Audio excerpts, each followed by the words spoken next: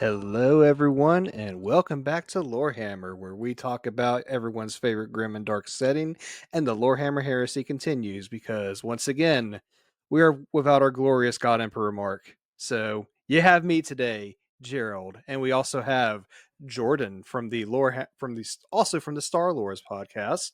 hmm Yeah, happy to be here. Let's talk about some wolves. Woo! And we have the great and powerful Bro Diddley. Right. How y'all doing today? Well, I don't know about y'all, but I'm quite hyped for this episode. And I was Me hyped for too. the yesterday's episode as well. So, because we are continuing the epic saga of Leman Russ. So, if anyone had seen that meme or that gif that I posted earlier with that scene from the Northman, witness the rise of the Russmen. Oh yeah, I love that movie. It's great. It also makes me think very much of Leman Russ and other wolfy things. It's wolves on fangs on wolves on claw wolf and wolf claw. If anyone has ever seen text to speech, there is this whole thing where Rogel Dorn is talking about the Space Wolves to the Emperor. Emperor just like stares at him for like a solid minute, and he just goes, "All I ever got from that was wolf, wolf, wolf, wolf, wolf, wolf, wolf, wolf, wolf, wolf, wolf, wolf, wolf, wolf, wolf, and wolf." Oh, and Jack Cober in the comments. Whoa, whoa! There's no wolves on Fenris. Gasp! Oh boy.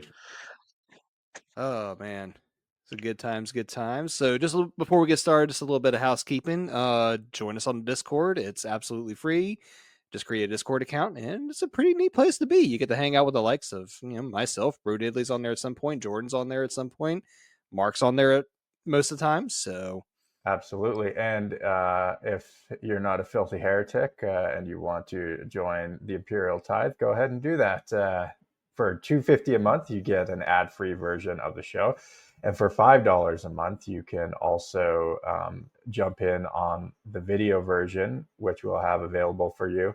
And you can also, jump in on the live streams and whatnot. But if I'm on an episode, you can join me for some whiskey and Warhammer on the video. Today, we're doing one called Goodrich and William. It's their 10-year cast. Not a super high vintage, but it's nice, quite sweet. A little bit of candy on the nose, but very good. Sounds delicious.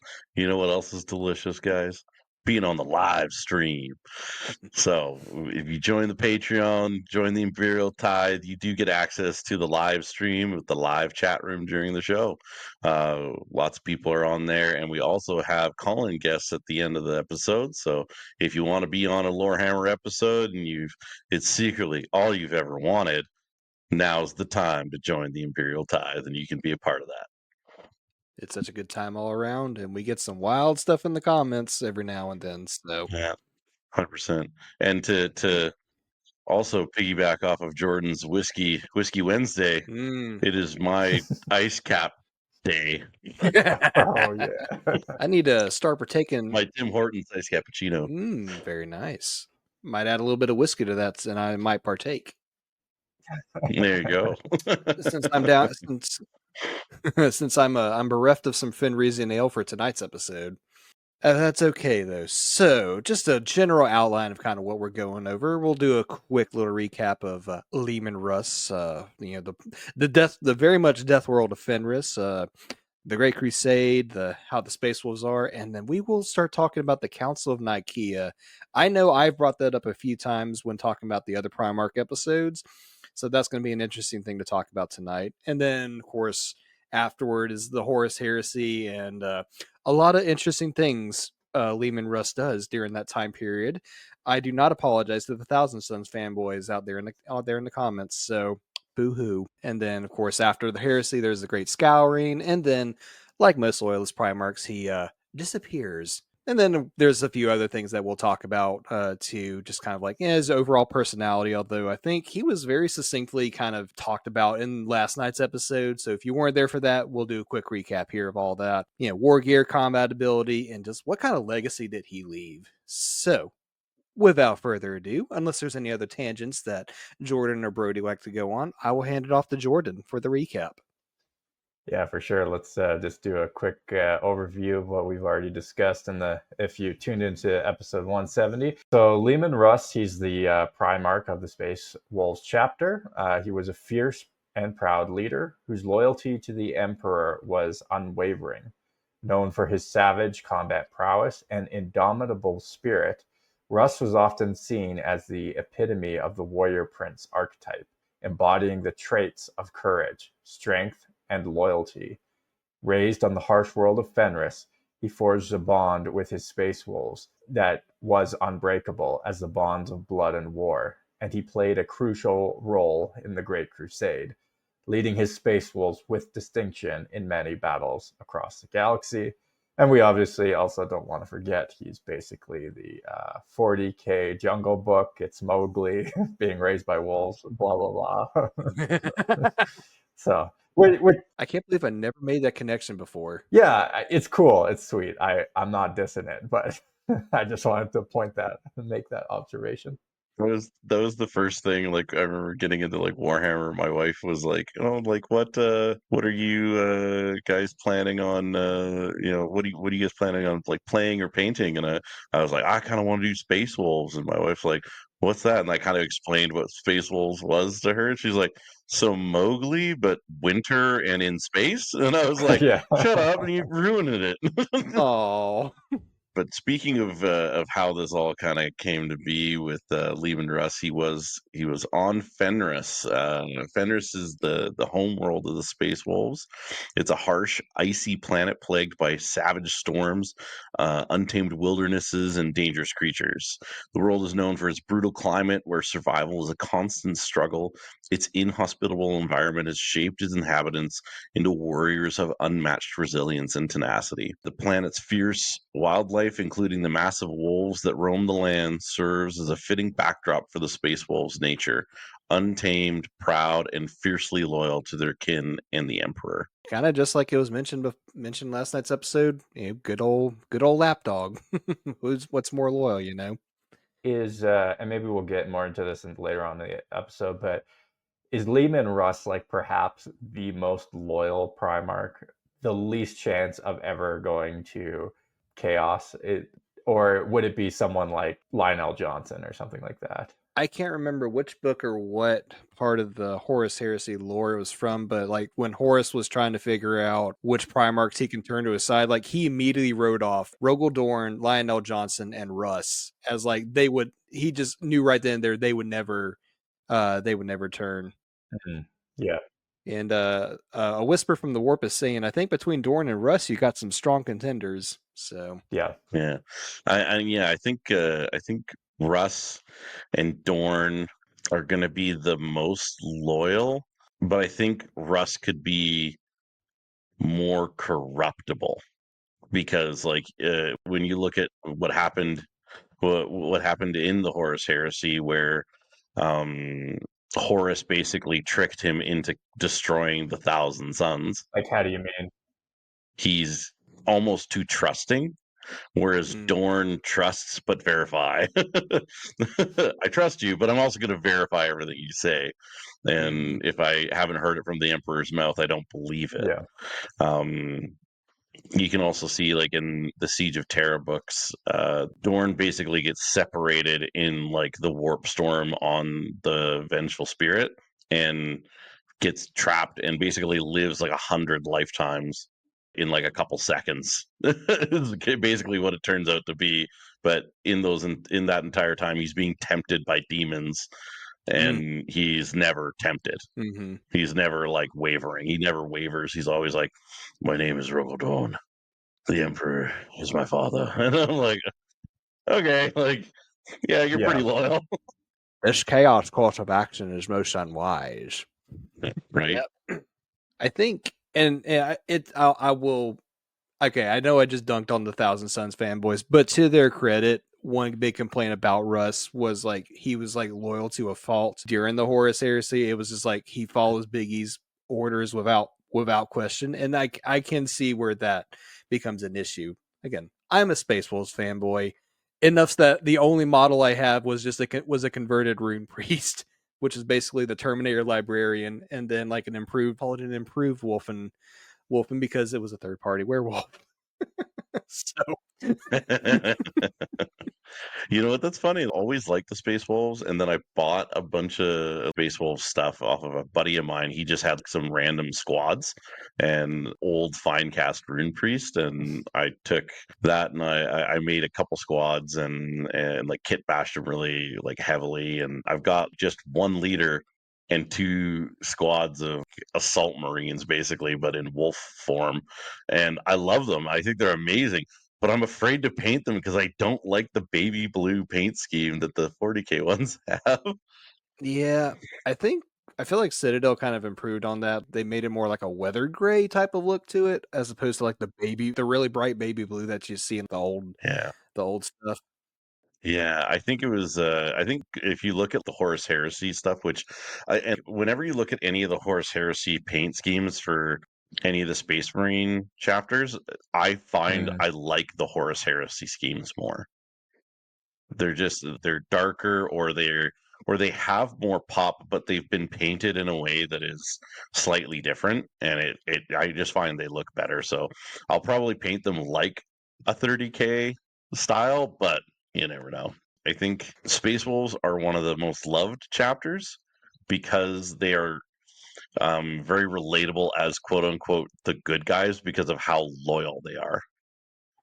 I'll give it that, but I will admit, like my very first venture into the Lorehammer Discord was nothing but Space Wolf hate. And like when I was painting my very first Space Marines, I was looking into possibly doing a Space Wolves because hey, wolves are cool, Vikings are cool. I mean, that was all I knew, being very fresh into the hobby, and it was literally nothing but Space Wolf slander. So I'm just like, maybe I'll just keep my mouth shut for this.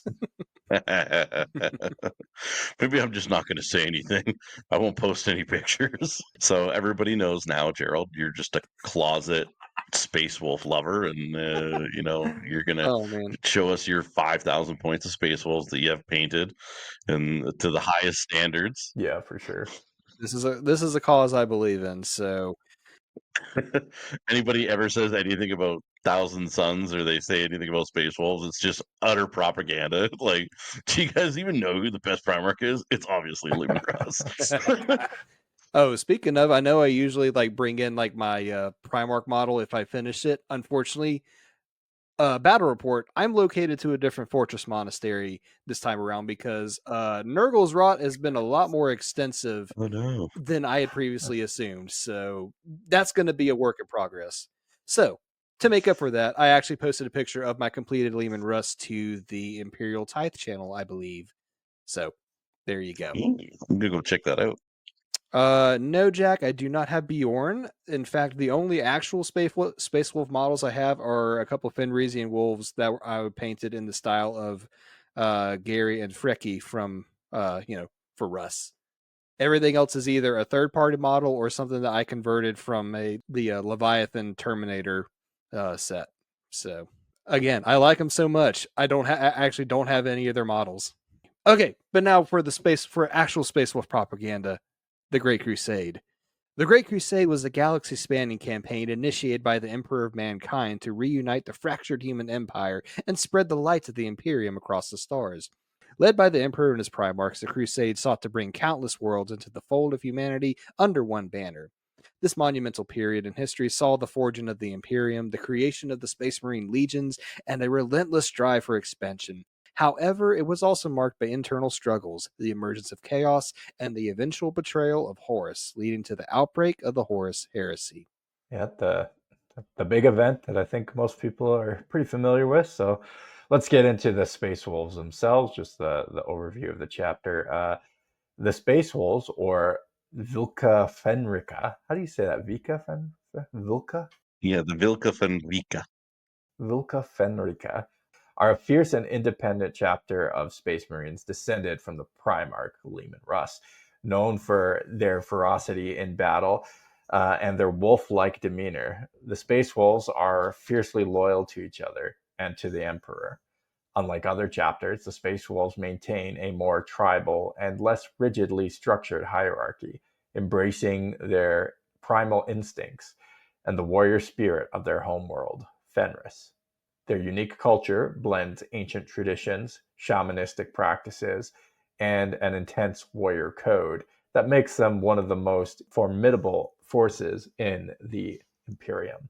They kind of remind me. Oh man, what's the name's escaping me? Someone help me. The sort of Mongolian styled chapter. Oh, the White Scars? Yeah, the White Scars. Just in terms of like they're on like a very brutal sort of planet. They're shamanistic, kind of tribal, very tribal in that way, which is kind of interesting. Yeah, no, I totally agree.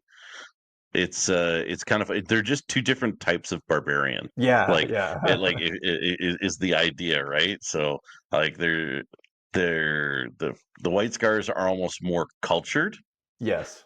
but like that's what like everybody kind of thinks. They're like, oh, they're just barbarians, but they do have poetry and like throat singing and stuff that they do in the White Scars in like a whole bunch of their books. But the Space Wolves just get drunk and fight each other. So they're like kind of more real barbarians in my opinion. But that's the funny thing is like they revel in that, but they're actually smarter than they let on, or at least Russ is smarter than he lets Yeah. on. Yeah, and I think that's kind of like the point, like what Jordan said, like they're very like shamanistic. So they're still very smart. They still have like an idea of like what's going on around them and like how that's all supposed to work, Yeah.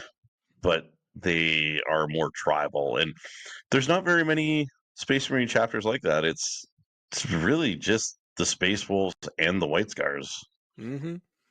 Very, very much so. that I can think of. Purge had a quick question regarding the Volca Fenrica. Is that the High Gothic name for them? That is the Fenrisian name for them. Yeah. Believe it or not, that's what the Space Wolves actually call themselves. Mhm. The High Gothic, like it's either the Vilca Fenrica or the Route, which is the Route is the what the Vilca Fenrica means. Mm-hmm. I love that we have a hobby that has background lore on why certain names are and like that they have different languages. And I'm like, it's all just made up words, man. I love it. It's fantastic. I like the theory that the people on Fenris actually had different terms for like their roles and whatnot, but the Imperium was just lazy and just did wolf, wolf, wolf, wolf, wolf. Yeah. So that was that was the cheeky response to all of that. But there's lots of different languages within 40K. Because like there's like I know whatchamacallit, the word bearers, they have Colchizian. The White Scars are Chagorian. And the Space Wolves is Fenrisian, and it's all their own different base language sets. Like their own dialects. I mean, even Gothic has there's different versions of Gothic, right? Yeah, they're high and low. Yeah. Exactly.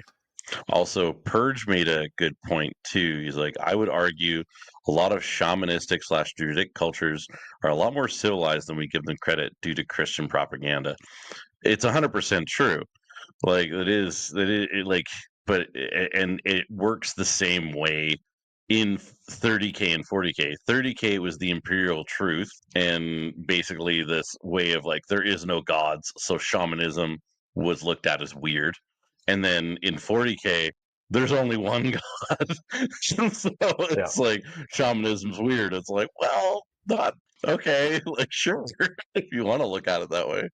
I mean, this whole thing too, though, it's a little weird to like shit on shamanism because I feel like the Imperium has psychers, right? Like they have people who like connect to they may not use that same like religious language, but like aren't they just kind of doing a lot of the same stuff as a shaman hypothetically would do on a more primitive planet? This This is exactly right, and it's actually part of the next thing we're going to talk about, the Council of Nicaea. and has all to do with that shamanistic versus like what is a sanctioned psyker? Is it just shamanism or not? So the Council of Nicaea was a pivotal event during the Great Crusade when the Emperor sought to address the growing concerns over the use of psychic powers within the Space Marine legions.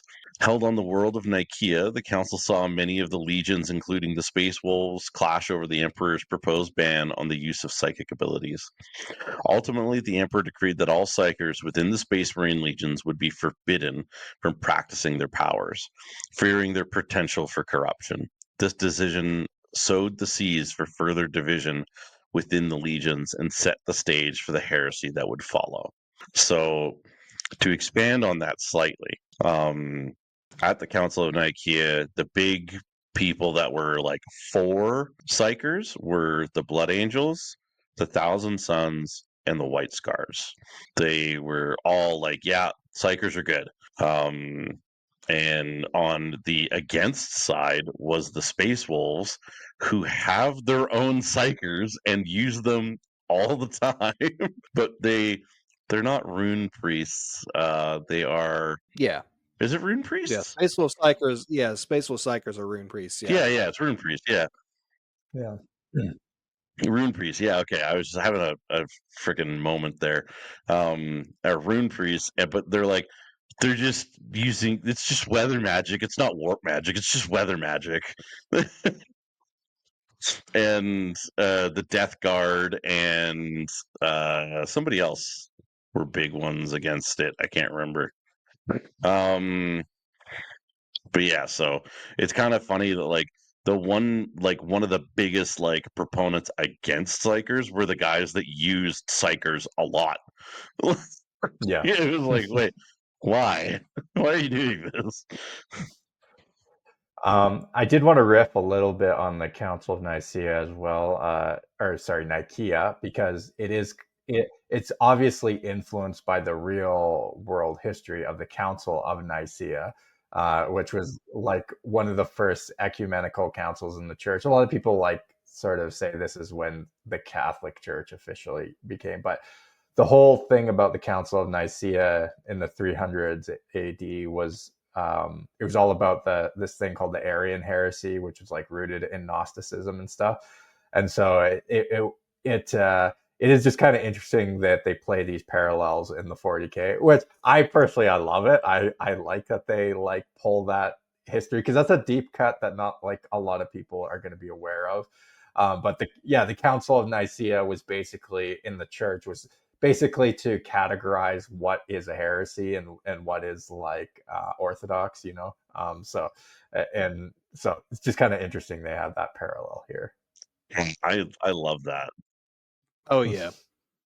As a very not really good practicing Catholic, I can confirm that that was basically a whole point to kind of how do I phrase this right? I guess to kind of set the organization up to basically confirm this is what we believe in. This is where the heresy comes from. Just like what Jordan was saying. So yes, can confirm that the Council of Nicaea. Jack in the comments says he asked if the Horus Heresy itself is related to the Arian heresy. Maybe that might be a bit more of a stretch. I don't know. I think the idea of heresy is probably with that, though.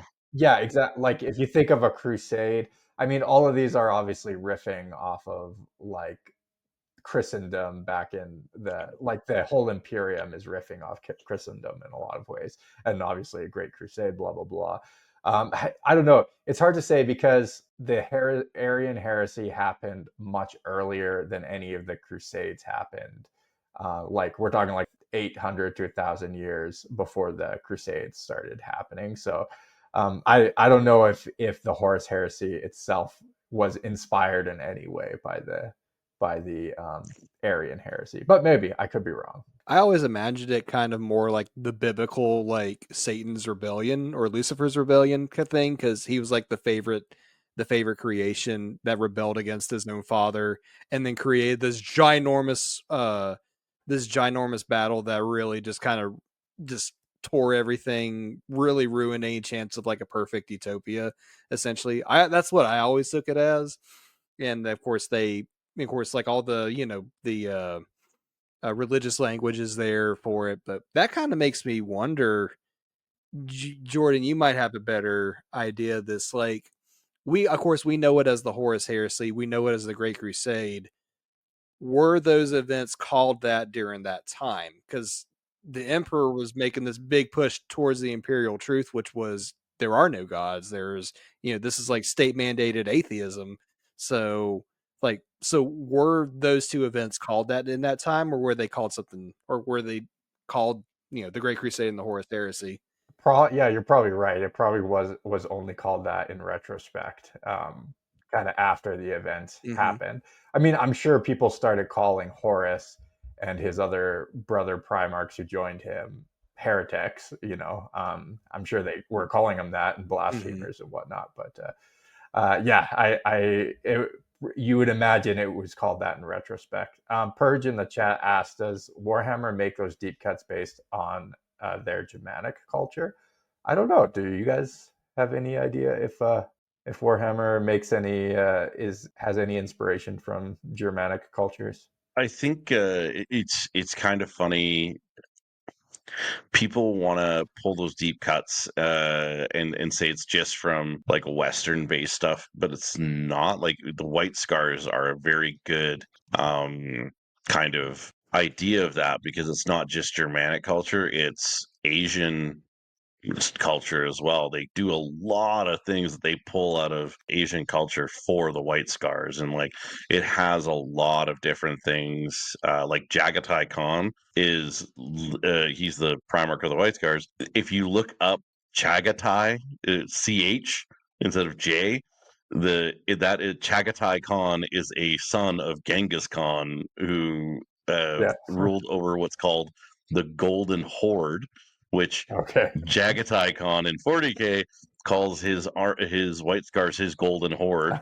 And it's called the Ordu of Jagatai, and all that means is the Order of Jagatai, and Yeah. it's like his military proud. So there are a lot of deep cuts where you don't necessarily see what's happening unless you know that culture. I'm a big fan of the Mongol conquests, and Oh like I yeah. love Mongolian history. I have a map of the Mongol conquests and crusades up on my wall right there. There's a lot of different things that like Warhammer pulls from in a lot of different cultures. Um, but yeah, it's very interesting, and I don't think it's Germanic based solely. Personally, I think they've taken ideas from multiple different places and kind of smashed them together. Oh yeah, very much so. Because like there was one lore tuber I saw. This was a few years ago, but like, could you? Because we've talked about this before. Like all the different Primarchs have these different nationalities. I mean, they look like they have these different nationalities. So you can make an argument for. Obviously, the Space Wolves are Norse themed. Obviously, the White Scars are very Mongol themed. Thousand Sons are very much Egyptian themed. Like the Dark Angels are like medieval knights almost kind of thing. Yeah. Exactly. Yeah. And then I think I heard someone say that like the word bearers and Lorgar, you can get like there's like a lot of Hebrew. You can get a lot of Hebrew from that, like especially with all the inscriptions that they write on themselves and everything. So there's I was gonna just say like Near East, yeah, like it's gonna be either Hebrew or Islamic. Like they kind of have that vibe to them.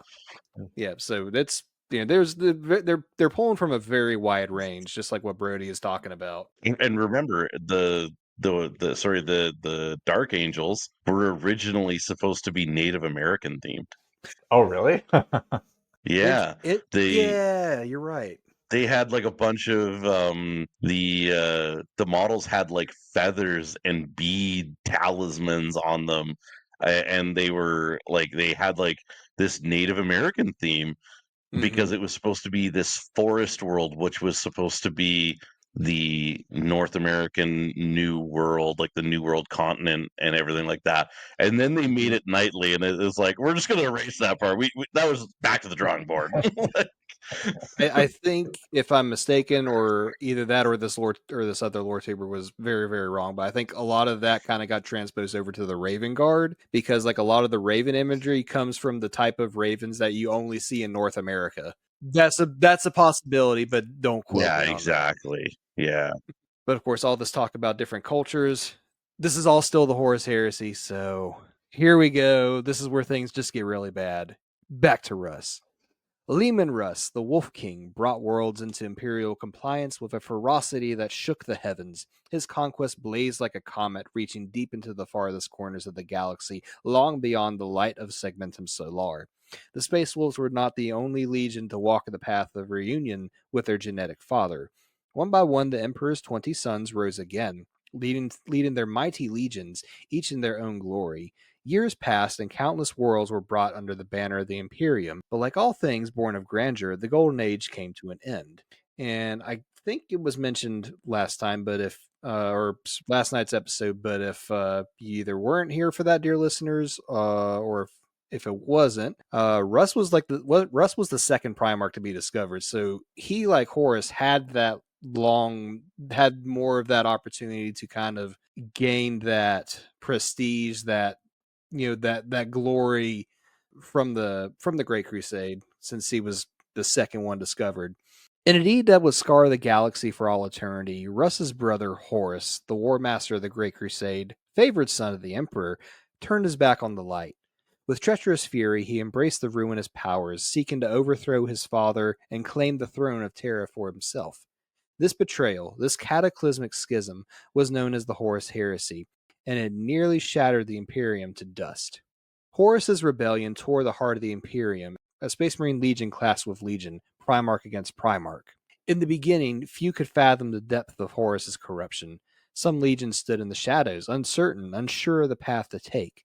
But Horus's lies and dark promises ensnared 9 legions, twisting their brothers to his cause through treachery, deceit, and the corruption of the soul. Some followed out of a bond forged in the fires of war, a loyalty to their war master.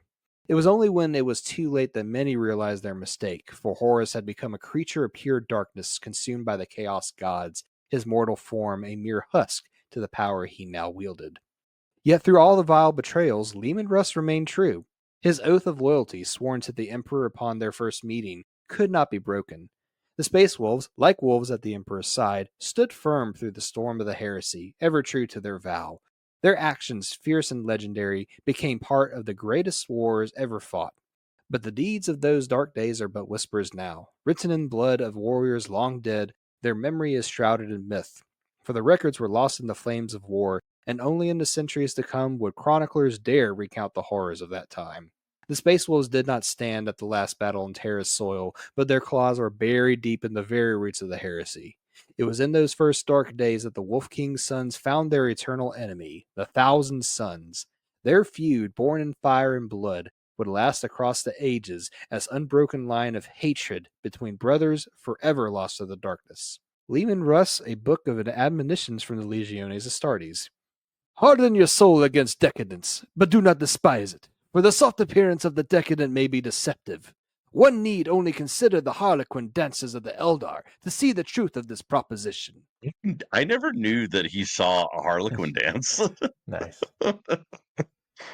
All right. I just did nothing wrong. I'll just say it right now. That way we can get it out of the way. I think he did do something wrong, but that's besides the point. All right. Should we jump into the Wolf King and the burning of Prospero? Ooh, this is going to be a literally hot button topic for some people. A sensitive topic. Traumatic. The Thousand Sons Legion, unlike the savage, untamed space wolves, were consumed by a relentless thirst for knowledge, especially of the warp and its dark sorceries. Their Primarch, Magnus the Red, stood as the towering figure among them, his skin like burnished copper, and his hair like a fiery blaze. His most notable feature, however, was his singular, fierce eye, the other lost to the dark forces he relentlessly pursued.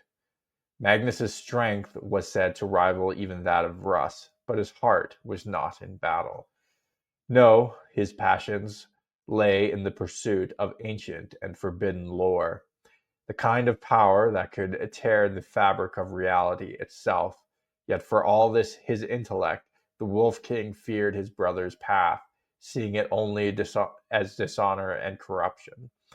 But the Emperor, ever blind to such concerns, dismissed Russ's warnings, for Magnus was a son of the Emperor, and in his eyes a fellow psyker, perhaps the greatest to walk among mankind. I do kind of, to be fair, just going back to our previous conversation, I do kind of get Gnostic vibes a little bit from Magnus the Red, just like a search for like hidden deep knowledge that only he can discover. I get that too, for sure. Yeah. As the storm of the Horus Heresy brewed, it was Magnus who first felt the darkness creeping in. Desperate, he sent forth a psychic warning to his father, hoping to pierce the psychic wards surrounding the Emperor's sacred palace. But the message was too strong, too potent, shattering the very protections the Emperor had put in place to guard his most secret works, the opening of the Eldar webway, a doorway to untold power. The psychic disruption was enough to open the gates of chaos, letting the ruinous powers spill into the Emperor's domain and placing Terra itself at risk. In his fury, the Emperor chose not to see the truth, but instead believed it was Magnus who had fallen, and with a heavy heart he sent Russ to bring his brother to Terra, to answer for his defiance. The Thousand Sons had long defied the Emperor's edict, continuing their sorcerous ways even after the Council of Nicaea had forbidden them. Now they were seen as traitors, and the Emperor called upon Russ to crush them. Russ, whose hatred of sorcery was as old as his bond with the Emperor, saw Magnus's defiance a betrayal worthy of destruction. With this in his mind, Russ and his legions set their course for Prospero, the home of the Thousand Sons. But as they sailed across the stars, Horus, ever the serpent in the dark, poisoned Russ's mind further. He convinced the Wolf King that Magnus had turned against the Emperor completely, that the time had come to burn Prospero to the ground. In his wrath, Russ turned upon his brother with an unrelenting fury, marching towards the homeworld of the Thousand Sons with fire in his heart. The battle that followed was one of devastation. Prospero, once a shining beacon of knowledge, was reduced to a burning wasteland under the unholy assault of the Space Wolves, the Sisters of Silence, and Imperial forces. Tizca, the City of Light, fell in a storm of fire, its towering pyramids shattered and drowned in ash.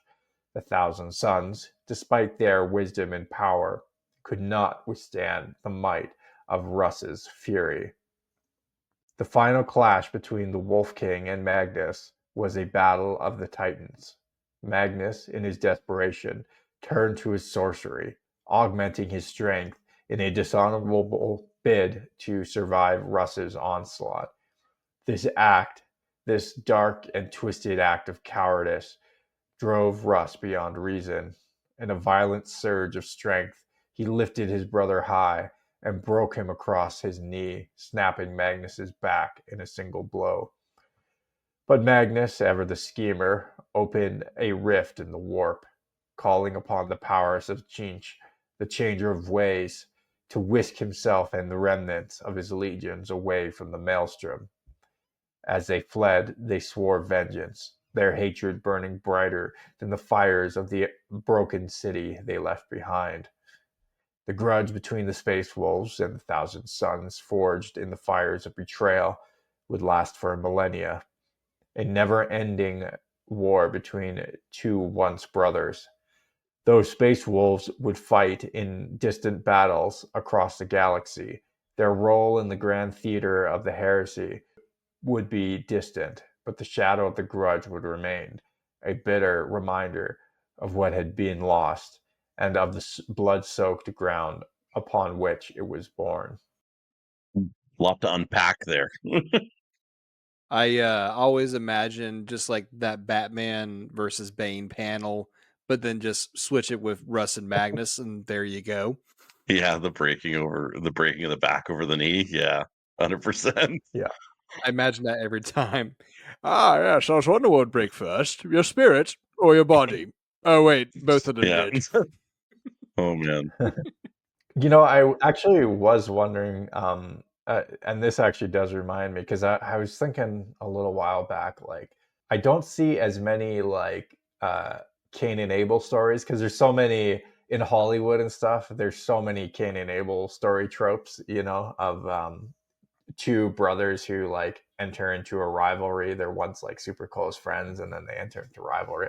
This is like the closest thing you see to that. There might be some other examples, but just kind of interesting that this sort of scratches that topic a little bit. Yeah, very interesting. Fuzz says in the comments, hey, if after the Council of Nicaea the Emperor also stopped using psychic powers, then I wouldn't feel so bad for Magnus. Big E should have led by example. Don't disagree there. Don't disagree. I think personally that it was one of those things where, like, if the Emperor stopped using his psychic powers, he would just look like a little skinny dude, like just hanging out, and it just call me the Emperor. It's like you're not very Emperor-like anymore. I don't know about that one. The skinny man standing up like to these 12-foot tall superhumans. It's like, hey, what's up, dudes? Yeah. Yeah, these are my sons here, don't you know? You do wonder if like instead the Emperor, because this was going to happen anyway, but if instead the Emperor just created like a cult around himself and deified himself, uh, if things would have gone a little bit better, like, and just said like only I'm the only true God, and created a monotheistic instead of atheistic empire. I wonder if that would have tempted other like people to peer into the deep abyss of chaos a little less. But I don't know. It's just You know what? I just a didn't thought. think about that.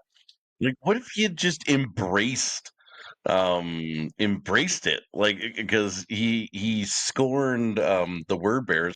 What if he was like, those word bears, they would be onto something. I'm feeling awfully godlike. Well, but if you think about it too, like especially for the Primarchs, but even the Astartes, the temptation to go into the warp and augment your power, man, that's a little too tempting without any sort of like ideological protection against that, or even if the Emperor like said, I mean, obviously, I guess the Primarchs did have psychic abilities, but um, I don't know. I just wonder if it would have ideologically guarded against maybe that temptation of chaos a little more if he taught them to believe that there is a God and I am him and you're the sons of God kind of That'd thing. be interesting. Trying to like, Yeah. where do you? That's kind of like the thing. Like, where does he draw the line of science and God? Like, Yeah. yeah, it's yeah, that's a really good kind of point, Jordan, that I hadn't really thought about before. I like that. But I mean, you could also very much lead that into, or how could that be different from saying there is no religion? If you're trying to starve out the chaos gods of worship and try and force religion, well, that's kind of very similar to just a different way of going about. Oh, I am the only God you need to believe in. It's kind of six in one hand, half dozen in the other sort Yeah. of thing. Yeah. But I mean, that's a very interesting way of thinking about it, especially like I think I know Lorehammer already did an episode on the Emperor, but I'd like to think that I'd like to see another episode of like all these different theories about did he predict 40K happening? Was everything he was doing in preparation for 40K, or did he actually plan the Horus Heresy from the beginning, and that so on and so forth. I'd like to see an episode with like those kind of fun theories. Yeah, that would be good. But can we just go back to Magnus and Russ for a quick second? The fact that Magnus and Russ, like that Russ was just so angry that Magnus was using magic to try and like strengthen himself, that he's just like, you little bitch, I'm gonna break your back now. And then he just like snaps him. Like, I'm like, Yeah. I think that's hilarious that Russ is like, you're trying to use magic? Like, I'll teach you magic. And To be fair to Magnus, he did like I think one of the phrases was he punched him so hard he actually exploded one of Russ's hearts. So he got a hit on him. So to give him some credit. this is true. This is true. But like, that's kind of one of those things where I'm like, For some reason in my brain, I just look at this whole Magnus fight. He literally breaks his back and he shatters his soul. Like, Magnus's soul is shattered at this point because his body dies. Is your soul directly tied to your spinal cord? Is that what this is now? Oh no. Parry this, nerd. Every paraplegic you've ever seen is just a soulless person now. It's like, oh no, stop it. Paraplegics have no soul. You heard it here first on Lorehammer. Oh no. You heard it here first. Yeah. I think one of no. my buddies is gonna hear that. He's got a spinal injury. Yeah, I'm gonna text him and be like, "You're gonna want to listen to episode 171 or 172." 71, yeah. I can't remember. 71. Yeah, okay. Yeah. You're gonna want to listen to that, buddy. And he's gonna be like, "Why?" And I'll be like, "Just about 50 minutes in, you'll get a treat." Oh man, but it Fuzz. They get a wheelchair, so it's replaced with a machine spirit. Oh no! Oh, I'm we're all horrible people, and I love it. There you go. I'm going straight to the warp for this. Damn. Yeah, you're all welcome. Oh boy. But to talk more about the warp side of things there, Gerald, let's talk about some rune priests, where they kind of fit into all this. The rune priests have no souls; they're all paraplegics.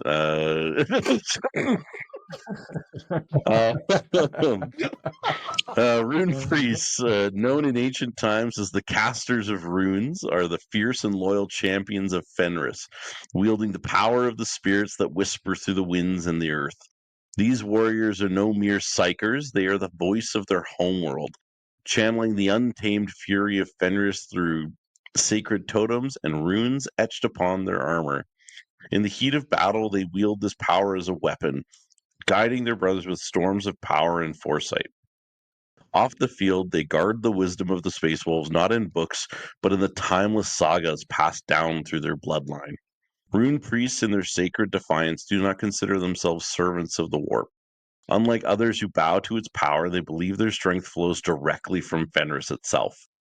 From the primal spirits that haunt its savage wilderness, this belief is a legacy of the shamanic rites of their ancestors, which have not faltered not once since the dawn of their kind. I really like this because the whole idea of the Space Wolves having these rune priests, I love rune priests. That's such a sick model. For those of you that are listening audio only, there's a really cool rune priest model that they've pulled up on the screen. But I really like the idea of the sagas, like where they don't use true records, right? They only use the sagas of each verbal history. So oral history. Yeah, that is I love that. Adding that as like a cultural tome of theirs. It's just a little thing, but it makes them really cool. And I think like because if you look at like our history, like real world history, the sagas are written down. Like there's only a few sagas that have been written down, and even then, there's stories that have been that like when you look at the written down sagas from like ancient history, they're really not that ancient, and they're kind of it says that there's like multiple different sagas that nobody knows about. So because they've all been just oral tradition. So I think that's very cool. I think it's a very different piece of history where like the White Scars even write things down. Yeah. Babylonians, Sumerians, Assyrians, like all that stuff that kind of came before. We barely know a lot about it, so it wasn't until like the ancient Greeks decided to write like their stuff that's why we know as much as we do. But even then, there's still a lot that we don't know. And it's the same thing with these Norse sagas and whatnot. We don't even know a lot with our own history how much like a lot of those myths, like the Epic of Gilgamesh, say, have been an oral history until they finally started writing it down. It's like hard to know.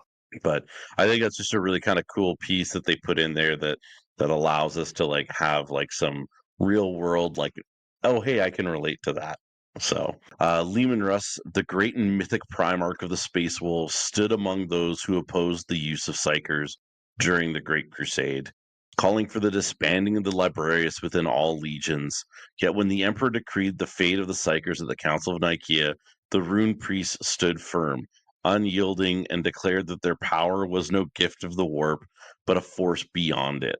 They, like the storm seers of the White Scars, draw from the natural might of Fenris, a shield against the corrupting whispers of the Imperium. The rune priests are the keepers of their chapter's history, not bound by ink and parchment, but through the living saga sung in the halls of their people. Every rune priest begins their journey as a skald, learning the tales of a single great company before passing through every company over the course of 12 great years, until they are worthy to stand among the elders and pass on their knowledge to the next. Each saga is a battle hymn, and each rune priest a living archive of the wolf's eternal story.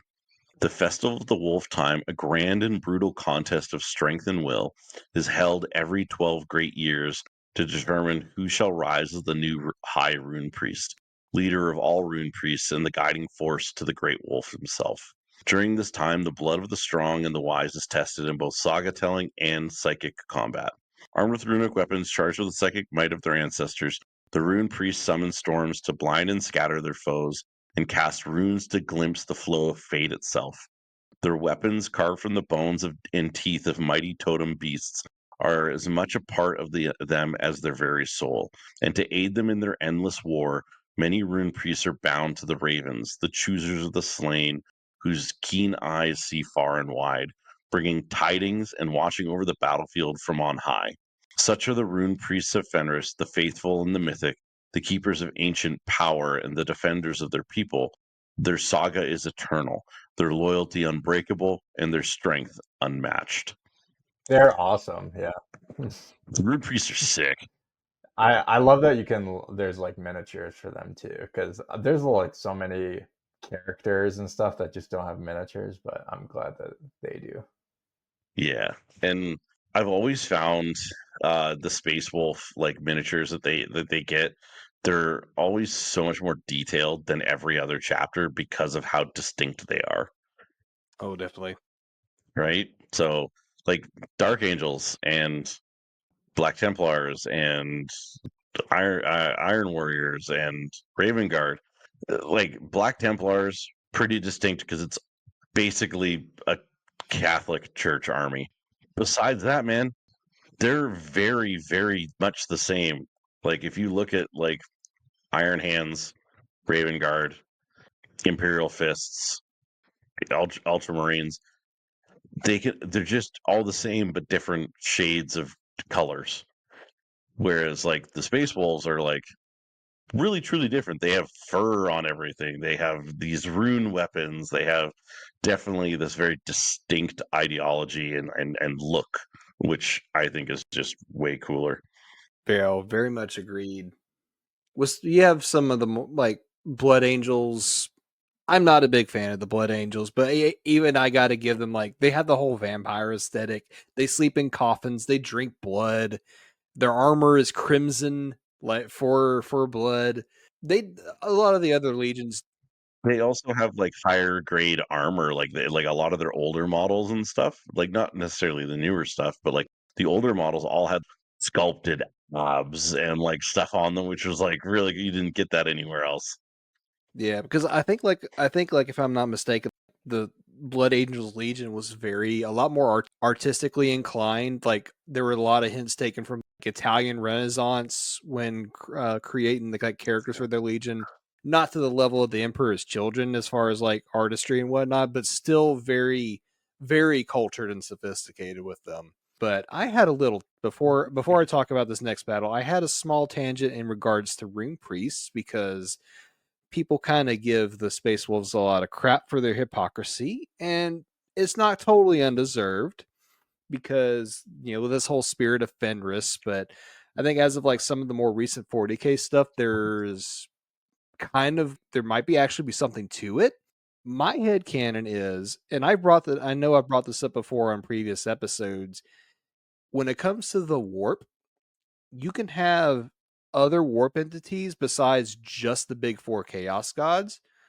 So maybe to kind of bridge that together a little bit, the Space Wolves do not see it as the warp. But what's to say that there isn't some kind of warp energy or warp entity around Fenris that creates this spirit of Fenris that they believe in and gather their psychic energy from?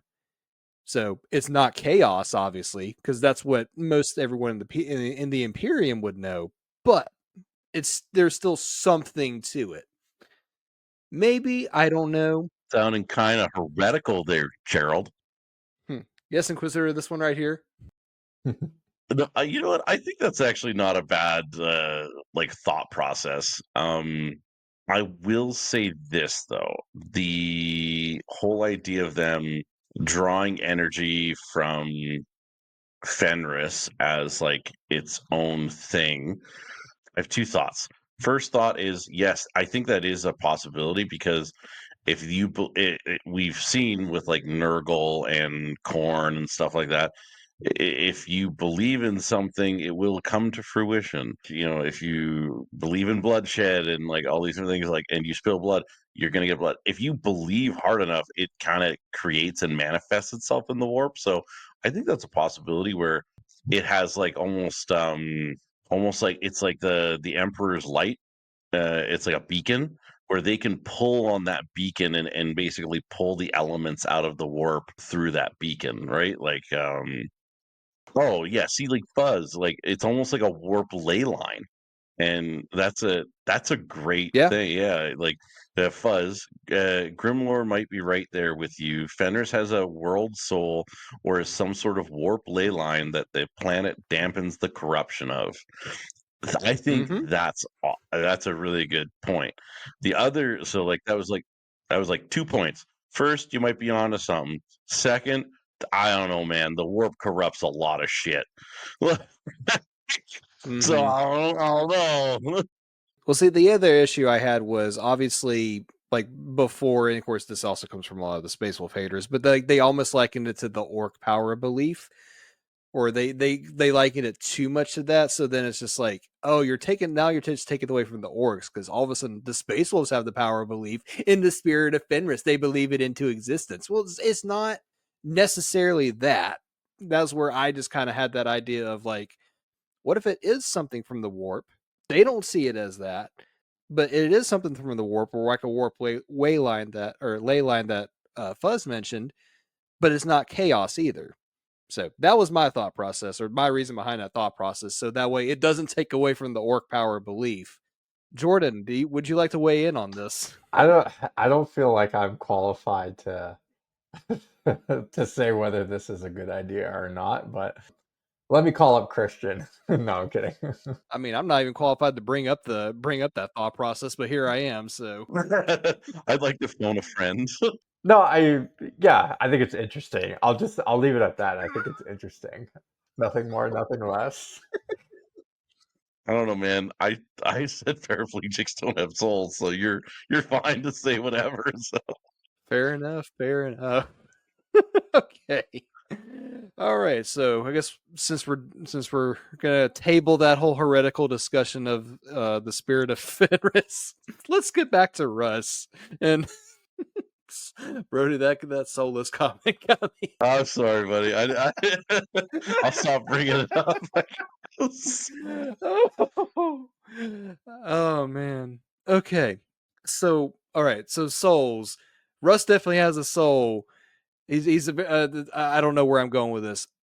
The Battle of the Alaxis Nebula. That's what we're talking about now. That was the worst segue I've ever done. After the raise into Prospero, the Wolf King, Leman Russ, withdrew his shattered 6th Legion to the shadowed void of the Alaxis Nebula, where his battered warriors could regroup and lick their wounds. Pun. Yet unknown to the mighty Russ, Horus, the traitorous War Master, had dispatched the 20th Legion, the Alpha Legion, to strike at the heart of the Space Wolves. The Alpha Legion, with its two-faced Primarchs, Alpharius and Omegon, had long nursed a bitter hatred for Russ and his Legion. They loathed his disdain for their cunning ways, their reliance on deceit, trickery, and shadows rather than the glorious, brutal clash of open battle. A clash that Russ had always championed as the way of the true warrior. The Alpha Legion's hatred burned bright, and they sought to delay the Space Wolves' aid to Terra, hoping to keep their brother Legion from the defense of the Emperor's throne. In desperation, Russ sent a cry for help to his brother, Jagatai Khan of the White Scars, hoping the Swift Riders would answer. Yet the Kagan, ever cautious and wise, hesitated. The astropathic messages from Russ were conflicting, full of uncertainty. Was Russ still loyal to the Emperor, or had he too fallen? Until he knew for certain, the Khan would remain aloof. He would not risk his forces on such a gamble. With a heavy heart, he wished Russ good fortune. His decision to remain distant a bitter one. Alone in the dark void, Russ faced the weight of fate upon his shoulders. The Sixth Legion was scattered, their warriors hunted and cornered by the superior numbers of the Alpha Legion. The Wolf King withdrew to his personal chambers, broken and bereft of his usual fire. His mind swirled with doubt, for he had long served as the Emperor's executioner, but in doing so he had doomed his own brothers to ruin. He was a tool of destruction, and the consequences of his past now bore heavily upon his spirit.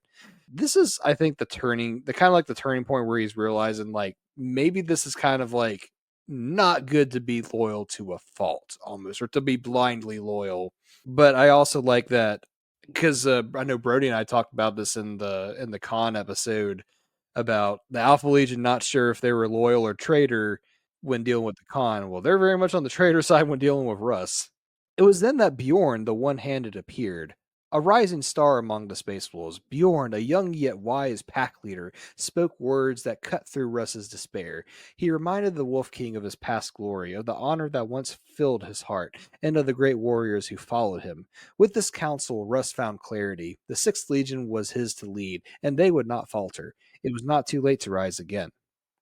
Under the leadership of First Captain Gunnar Gunhilt, Russ's warriors fought valiantly to break free of the Alpha Legion's iron grip, but the battle was dire. Despite their strength and resolve, the Alpha Legion's superior forces closed in, threatening to annihilate the Space Wolves completely. Gunhilt and his crew sold their lives dearly, buying time for the others, who had seen the end was nigh. In the midst of the chaos, the Wolf King emerged from his solitude, his fury reignited. As the battle raged on, the skies above the nebula erupted in war, as a great fleet of dark angels appeared on the horizon. Led by the Ramillies-class Starfort Chimera, the Dark Angels, unaware of the greater galactic treachery, had heard the Space Wolves' call and came to their aid, unsure of which side the Sixth Legion had chosen. When the Dark Angels arrived, they found the Space Wolves still true to the Emperor's cause, and the Alpha Legion was forced to retreat. After the battle's end, Russ and his warriors approached the Dark Angels' commander, Chapter Master Althalos. The two warriors exchanged words, and Althalos revealed a grim truth. His fleet had been sent by the regent of Caliban, Luther, long before the heresy's outbreak. The Dark Angels had been hidden in the Alaxis Nebula, unaware of the galaxy's shaking rebellion.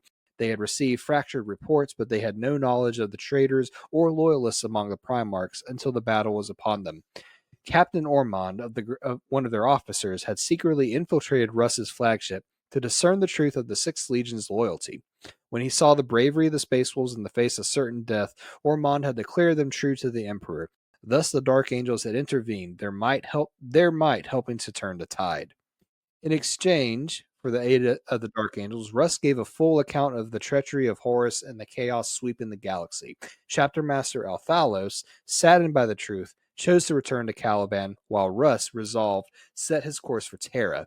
There, in the shadow of the Imperial Palace, he would face his greatest trial, his brother Horus, the traitor and the ultimate reckoning of the galaxy's fate. The Wolf King could not rest until the Emperor's justice was done, for in his heart he knew that only through blood and fire could the galaxy be saved. So is this sort of the turning point? This battle is kind of the turning point in Leman Russ's story, you think? I think you're right. I think it is kind of that turning point. I think Russ had been, like you said, loyal to a fault, and then now he's trying to That's kind of what it's shaping itself out to be. find what true loyalty means. Does loyalty truly mean just listening and following blindly, or does it mean listening and making your own decisions? Yeah. So Yeah, there's always something to be said about, following the spirit of the law and not the letter of the law. Like you can't always know exactly what the emperor would want to do. You just have to think, how would the emperor behave if he was here? And that's like the best you can do. Yeah, fair enough. I think you're pretty much spot on with that. All right, let's get into one of the biggest events in the 30K timeline, the Siege of Terra. And this is a quote from Leman Russ.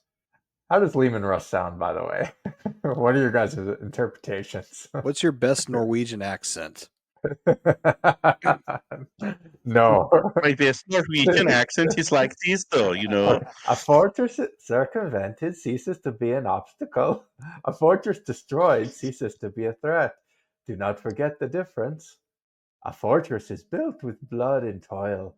Only by blood and toil may it be taken. Quote, Leman Russ. Sounds like the most horrific, grim fairy tale quote I've ever. Imagine if Leman Russ just sounded like a soft little fairy and Oh man. like this skinny little Norwegian man. I worked in a kitchen when I was like 18, up on an oil field pipeline, and the head chef was this Swedish guy, and you sounded exactly like him. He was, hello, my name is Peter. And I'm like, it's beautiful. Well, that's how Leman Russ sounds now. Head canon. My name is Leman Russ. It is canon now. How do you do? Fantastic. Now we have to apologize not only to cripples, but Norwegian and Scandinavian people in general. The Scandinavian people, there you go. Lorehammer Legal's going to have their hands full. Yeah, for sure. In the twilight of the Horus Heresy, the final clash was upon the galaxy, and the Space Wolves, fierce and untamed, were still far from the throne world, battling through the stars in their conquest to reach Terra. They fought through the void with the fury of a storm, their hearts burning with the call to protect the Emperor and his throne. News of their arrival, along with the Ultramarines, was a whisper of hope. It promised that the balance would tip in the favor of the Loyalists. Horus, the traitorous war master, knew the impending arrival of the might of the Space Wolves would crush his rebellion. With his empire crumbling, he resorted to the most desperate of measures. He ordered the Emperor, the very heart of the Imperium, to teleport aboard his flagship, Vengeful Spirit, high above Terra, seeking to end the cataclysmic civil war in one brutal and bloody stroke. It was a gamble, a desperate bid to destroy the last glimmer of hope for the Loyalists and deliver the final blow to the Imperium. But as fate would have it, the legions arrived too late. The battle was already decided. Horus, his forces scattered and broken, lay dead at the hands of the Emperor's own fury. The Blood Angel's Primarch, Sanguinius, noble and valiant, had also fallen, slain by the traitor who had once been his brother. And the Emperor himself, grievously wounded by Horus's betrayal, was left in a state of ruin. His body, once the pinnacle of humanity, was mortally damaged. Only the arcane life support of the Golden Throne could preserve his life. I do just a note on even this whole Siege of Terra, and this isn't so much Leman Russ, but they wrote it really well. How close Horus and 4 other Primarchs came to just collapsing the entire Imperium. They were within an inch. They were so close, and they got probably a lot closer than the Emperor ever would have really expected. Pretty impressive. I think as far as time frame too, the Great Crusade lasted 200 years or something to that effect. The Horus Heresy only lasted 7 years, so it only took 7 years. Half of the Primarchs were, and really only 4 of them, like Jordan said, carrying the heresy to just crash it all down. One of those legions and Primarchs left during the Horus Heresy. Left during the Siege of Terra. And so it was really only 3. Yeah. Like, and it came so close with just 3 even. It's like, whoa, okay. If you have the element of surprise, you always have somewhat of an advantage, right? But even then, I guess the writers wrote how they wrote the story, but like, I they did start catching all the other Primarchs started catching on what was going on at some point. But yeah, it is interesting. Okay, we'll continue here. As Rogodorn, the stoic and unwavering Praetorian, interred the emperor within the throne, the fate of the Imperium hung by the thinnest of threads. The Wolf King, Leman Russ, and his brothers would never forget the sacrifice, the bloodshed, and the price of loyalty in that dark hour. Though the emperor's light was dim, the warriors of the Imperium stood unyielding, for the war was far from over. The wolves of Fenris would hunt on, their loyalty unbroken, their hearts aflame with vengeance. The traitors, knowing their reckoning, no matter the cost. So there we have it. That's his sort of conclusion of the Siege of Terra. I'm always curious to see how it would go if all the legions were present. Like, what kind of bloodbath would that be if they were all present during the Siege of Terra? Liar in the comments, Liar. He says, I'm on book 1 of the Siege of Terra right now, and yeah, they just feel like this is an inevitable slow crawl towards Terra. Maybe because I know it's coming, but mostly the way it's written. Yeah, interesting.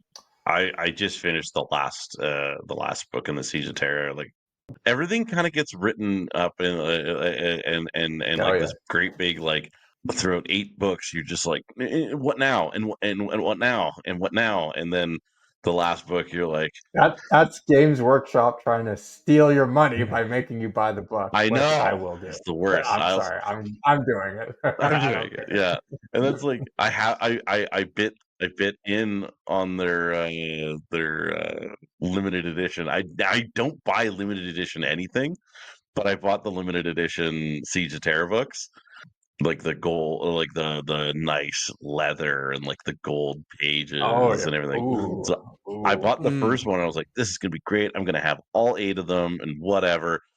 You think I could get another one? Nah.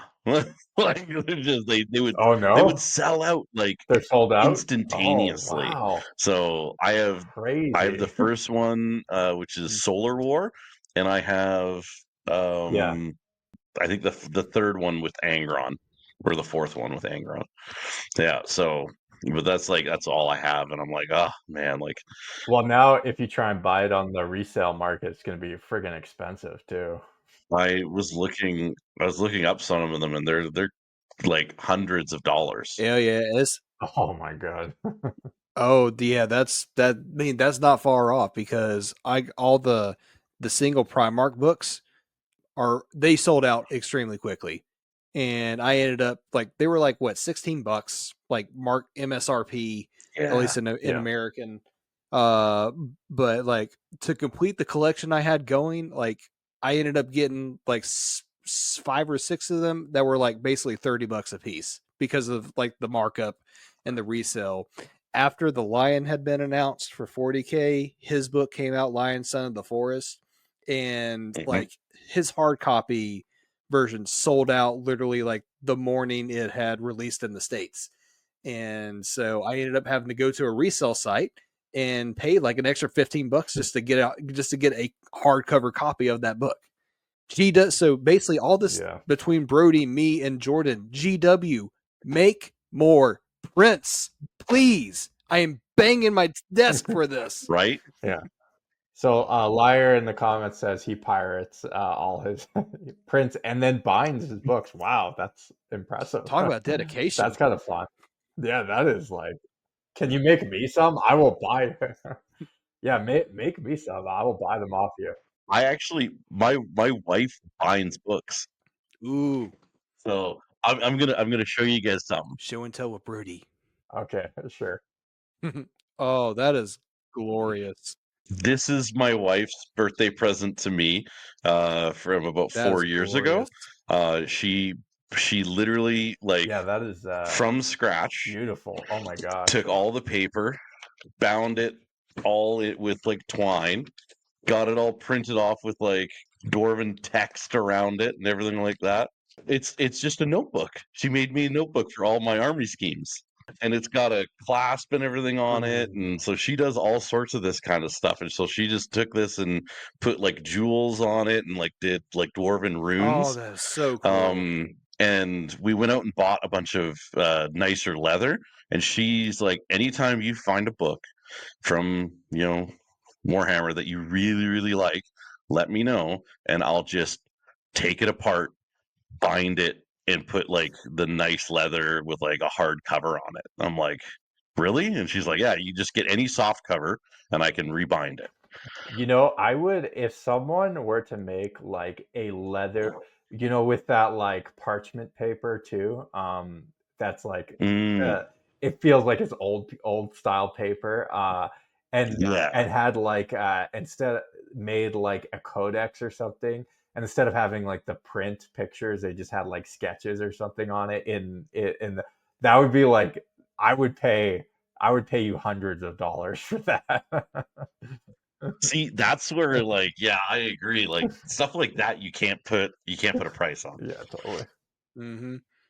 If I get a hold of a bunch of like D&D books, I know who I'm sending them to get them all bound together. Because Yeah. I've seen like YouTube videos of like DMs just like getting like all the main D&D books and just smashing them all together into like one ancient looking tome. It's Yeah. freaking cool. Yeah, 100%. And my wife's also like, so she's into more of the spiritual side of things, and she's got a grimoire that Oh yeah. she has, and she's made it so that it's like you can open it in the middle, or you can open it from the front, or you can open it from the back, and it goes to different pieces. So like one section is for all of her herbalism stuff that she works on. One section is for all of her spiritual stuff that she works on, and one section is for like just notes. And so like she's got like this like cool thing where it's I've got to cut some things for her so that she can make it finally, but it's all going to be leather bound and like have like clasps and everything all over it. So Yeah, there's something about like artisanship, I just yeah. appreciate, like, I don't know, our culture, there's just too much mass produced crap and you just don't get enough artisan, you know. But anyways, 100%. I I digress. get that. I digress. Um, Purge in the comments doesn't count if it's not made from human skin. Fair. it is. I do have purge. I do have some deer skin that I'm going to get a book bound in that I personally shot and killed Wow. and ate and everything. So that's as good. But I can't hunt the most dangerous game, man. So that's about as close as you're going to get is deer. Yeah, liar. Where does she source her long pig leather?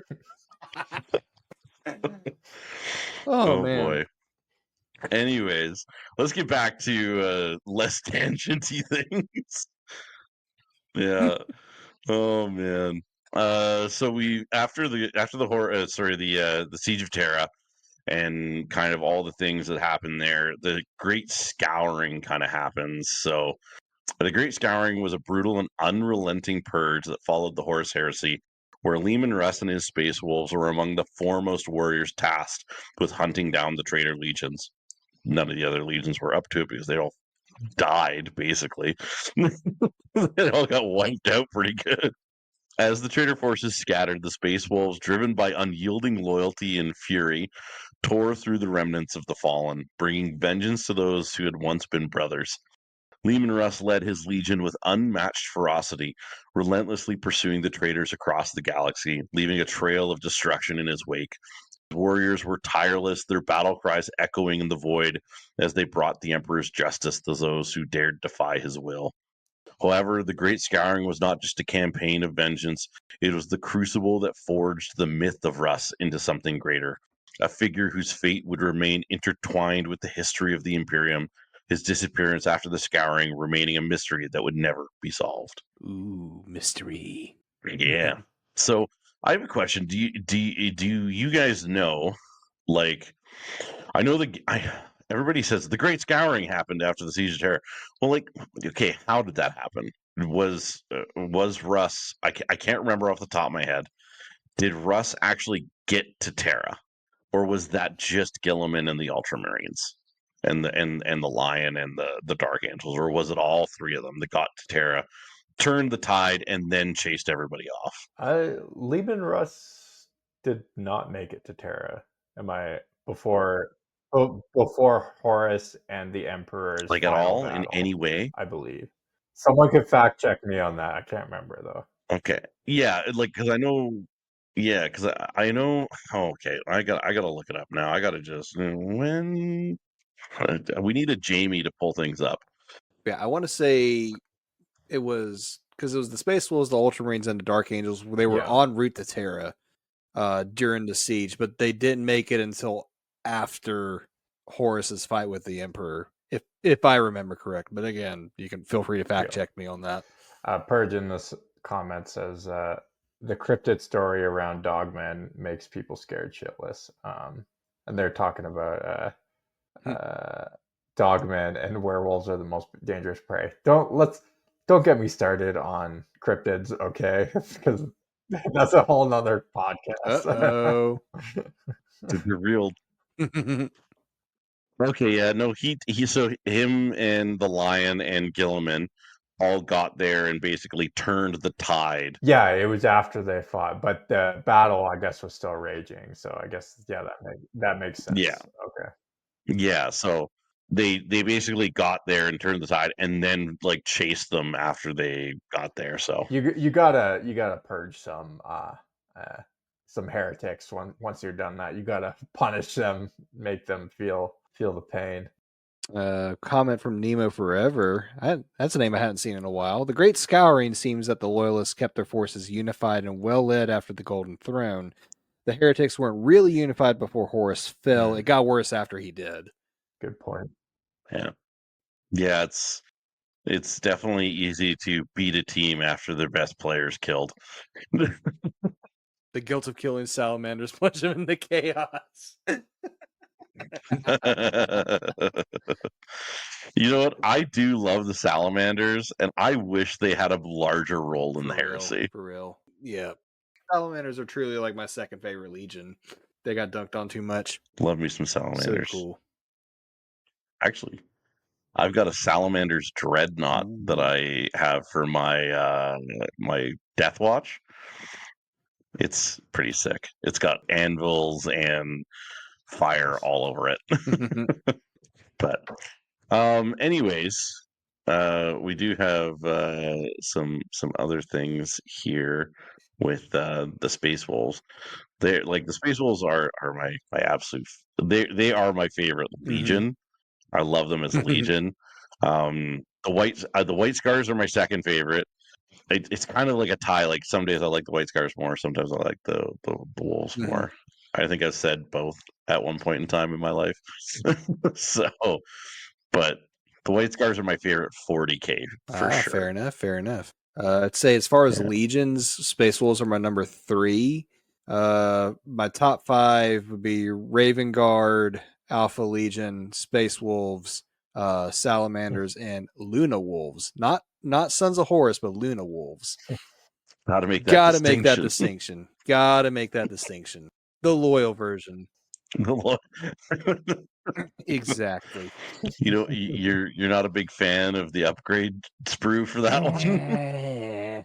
I don't know, something about that, like that Sons of Horus green that just doesn't settle with me. I want that stormtrooper gray and white. And then of course, wolves, Luna wolves. Like, come on, Big E, we surrender. Call off your wolves. So, okay. So yeah, like Brody mentioned, there are some other issues that went on after the Scouring, namely Papa Smurf and his Codex Astartes. I can tell you Leman Russ had some thoughts on that. The Space Wolves were absent when the final battle for Terra was fought, the last war that sealed the Emperor's fate, condemning him to a living death upon the Golden Throne. Afterward, Leman Russ, the Wolf King, seethed with rage for the events that kept him from his sire, the Emperor, tore at his very soul. With the Emperor now bound to his eternal throne, a new age dawned for mankind, one of cold bureaucracy and unyielding order. The Primarchs, warriors born of legend, were thrust aside. The mantle of leadership over the Imperium passed to the High Lords of Terra, men who knew nothing of war's true spirit. Both the High Lords of the surviving Primarchs feared what chaos might rise again. The galaxy trembled as the Scouring began, a time of brutal retribution where worlds burned and the tainted were eradicated. No longer could the Imperium allow itself to risk the corruption of its mighty legions, and so the Codex Astartes was born, a tome written by Guilliman that shattered the Great Legions into smaller chapters. No more could any chapter number in the tens of thousands. Each would be a mere 1,000 warriors, a fraction of their former glory. Some, like the Loyalist legions, would remain as first founding chapters, their names and symbols a legacy of their past. Others would rise anew, born of the surviving brothers, yet forever bound by the blood of their Primarchs. Space Wolves, though, would be divided but once. A tragic experiment gave birth to the ill-fated Wolf Brothers chapter, but Russ cared nothing for the schemes of his brother Primarchs. He was no politician, no bureaucrat. He was a king of warriors, a beast of war, and he would not be shackled by the chains of formalities. His legion, mighty and unyielding, would not be broken further. Though Gilliman had sanctioned the Space Wolves' 12 great companies, still vast and powerful under the leadership of the Wolf Lords, Russ had no intention of altering the way of his wolves. They would fight as the tribes of Fenris had fought, with the savage might and unyielding strength, not as small, disciplined units of well-trained soldiers. And so the Space Wolves ignored the Codex Astartes. Their bond with their Primarch was forged in fire and blood, and Russ's teachings would guide them in battle until the end of time. Their power, their fury would never be matched by any other chapter. Through their defiance, they carved their own path, a path of war and legend. Forever would they stand loyal to the Emperor and to the memory of their fallen king. And if any of you Dark Angels or Black Templars fanboys would like to shit on the Space Wolves for ignoring the Codex, guess what? Neither does your chapter follow it, so hush your mouth. Harold is like, get my name out your goddamn mouth. Oh man. I do love that Russ was just like, fuck your codex. Like like just screw your codex. I don't want anything to do with that. I'm just gonna have 12 great companies, and if you don't like it, fight me. Oh man. I just wanted to get that off my chest because I've heard so many comments about that. I'm like, you shut your mouth. All right, let's get into a topic of much speculation, the disappearance of Leman Russ. No man knows the true fate of Leman Russ, the Wolf King, for his disappearance is a mystery that has burned in the hearts of his sons for millennia. Some say he vanished into the Eye of Terror, hunting for his ancient foe and comrade, the Lionel Johnson, but others believe he walks still among mankind, disguised in shadow, guarding his emperor's realm against the endless tides of chaos. What is known for certain is that Russ vanished in the year 211 M31, nearly 2 Terran centuries after the emperor's immortal prison was sealed upon the Golden Throne. On that fateful day, the Space Wolves and their Wolf Lords gathered upon Fenris for the feast of the Emperor's Ascension, to honor the victory over Horus and the Emperor's final ascent into the Imperium. It was during this feast that Russ, mighty as he was, fell silent. The great hall of warriors stilled as their Primarch rose to speak, only to freeze in the moment, his eyes glazing over as he beheld some far-off vision. In horror his warriors watched as Russ fell to his knees and called upon his closest companions, his wolf guard, to attend him, leaving only the young Bjorn, the fell-handed, behind. With his instructions given, Russ departed the hall, his bodyguard following in silence, marching toward the fate unknown. The tale of his departure is retold every 1,000 years by Bjorn the Fell-Handed himself, the oldest dreadnought of the Imperium, who bore witness to the Wolf King's final command. Some believe that Russ, driven by a purpose beyond mortal ken, journeyed into the Eye of Terror in search of the tree of life, a fabled source of pure warp energy that could restore the Emperor, healing him from his eternal wound and returning him to life. Year after year, the space wolves set a place for Russ at the feast. They filled his drinking horn, ever hopeful he would return. 7 long years passed, but the Wolf King did not return. In grief, Bjorn was chosen as the new great wolf, leading his warriors on the first great hunt to find their lost father. Across the sea of stars they sailed, seeking Russ on countless worlds, battling monsters and defying odds. Their deeds are sung by the rune priests of All Winter's Eve, but the search was in vain. Bjorn himself ventured into the Eye of Terror, only to be grievously wounded and entombed within the adamantium shell of the dreadnought. Yet still no trace of Russ was found. The first great hunt ended in sorrow, but the space wolves did not falter. They went forth again, and the second hunt brought them to the temple Horus on the world of Rudra, where they recovered the armor of their lost Primarch. The fourth hunt uncovered the Corellian conspiracy, striking down a traitorous plot to overthrow the Imperium. The ninth hunt saw the destruction of the Gene Stealer infested world of the Gehenna system, but still Russ eluded them. Over countless hunts, the Space Wolves have won victory after victory, each one guided by visions of Russ speaking through the rune priests, sending his sons on quests with wisdom passed from their father's mind to theirs. Yet none have found him. But hope endures, for Russ has spoken to them still, his final words echoing through the ages. He will return. He will return to lead his sons in the final battle against the forces of chaos, a battle he called the Wolf Time. Many believe that the time is near. The Imperium stands on the edge of doom as the forces of destruction gather for the final assault on mankind. The Wolf King will rise again, and when he does, the enemies of mankind shall tremble. These are the last words of Leman Russ. Listen closely, brothers, for my life's breath is all but spent. There shall come a time far from now when our chapter itself is dying, even as I am now dying, and our foes shall gather to destroy us.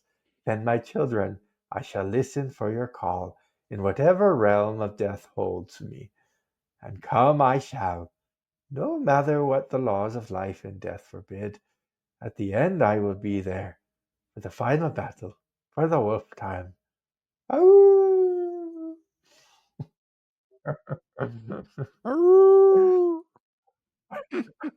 That is definitely how Leman Russ sounds. It is I canon. it's canon canon. now. Yeah. Oh my god. It just gives me absolute flashbacks to when I was 18 in camp working for that guy. Like, Brody, where are you getting the bacon from? It's just that's all I can think of. Oh What my was that? What god. was that one song? Crap. I can't think of the name of the song, but it always starts with "Unten Gleben, Glauten, Globen." Oh yeah, that one, yeah. I'm telling you right now, I keep seeing the Space Wolves were announced at Adepticon. Ooh. I'm telling you right now, if they bring back Space Wolves, they've got to bring back Leman Russ here in the next little bit. I mean, it's only a matter of time. We just got Demon Fulgrim, and for me, it was either going to be the Khan or Russ to come back next. In my mind, it was going to be one of those. Yeah, I think you're right. I think it's either going to be Khan or Russ, but I honestly, I just think it's going to be Russ. Mm-hmm. I want it to be Jagatai Khan. Genghis. I don't want Genghis Khan to come back. He's going to depopulate the world again. But Jagatai, if Jagatai Khan came back, I'd be super pumped. But I don't think there is the popularity needed or the personality that they've put into the models, like Space Wolves, Dark Angels, and Ultramarines have all been very highly modeled over the years, and they all have their own thing. So I think those guys are always going to get first shot. Down the road, like 3-4 years, 5 years maybe, they might do a con. But I honestly think with the announcement of Space Wolves at Adepticon right now, we're going to see a Leman Russ model sooner rather than later. Oh yeah, because this is kind of my question for you guys, and then for our call-ins, what would you like this 40K Russ to be? Ooh, I'll think on that. I'll think on it. Let's discuss it. Yep. Mark, our whisper from the warp brings up a good comment. Yep, werewolf. Yeah, I think you guys might not be too far off with that. Speaking of Leman Russ and him having a model, he has a personality. And how would his personality reflect in his model? That's my big question. How would I envision this model, and how does his personality kind of like work with that? Leman Russ, the Primarch of the Space Wolves, was a figure of raw power, loyalty, and untamed ferocity during the Great Crusade. Known for his unyielding strength and unbreakable will, Russ was the embodiment of martial prowess. He was fiercely protective of his legion, leading them into battle with the savage loyalty of a wolf to his pack. Russ's personality was marked by a deep sense of honor, often displayed in his interaction with his brothers and subordinates. His approach to warfare was brutal, relying on swift, overwhelming attacks that reflected his no-nonsense attitude towards victory. Despite his ruthless tactics, Russ held a personal code that respected the bonds of brotherhood and loyalty above all, which made him a steadfast ally to his father, the Emperor, and the Imperium during the early years of the Great Crusade. However, the events of the Horus Heresy and the subsequent aftermath left Russ scarred and forever changed. During the heresy, his loyalty to the Emperor was tested to its limits as he grappled with the betrayal of his fellow Primarchs and the bitter realization that Horus's rebellion threatened everything he held dear. Russ was consumed by the need to protect the Emperor, even if it meant going to extremes. After the heresy, Russ withdrew from the galaxy's center stage, disappearing into the Eye of Terror, seemingly to track down and deal with the traitor Lorgar in a bitter and unfinished quest. The emotional toll of the heresy, combined with his guilt over not preventing Horus's fall, left Russ a broken figure, haunted by the choices made and the brotherhood lost. While he remained a symbol of strength, his later years were defined by isolation and an ever-deepening rage toward those who had turned against the Emperor and the Imperium. Attributed to Leman Russ at the Battle of Rising Fell. Here I am, and here shall I die.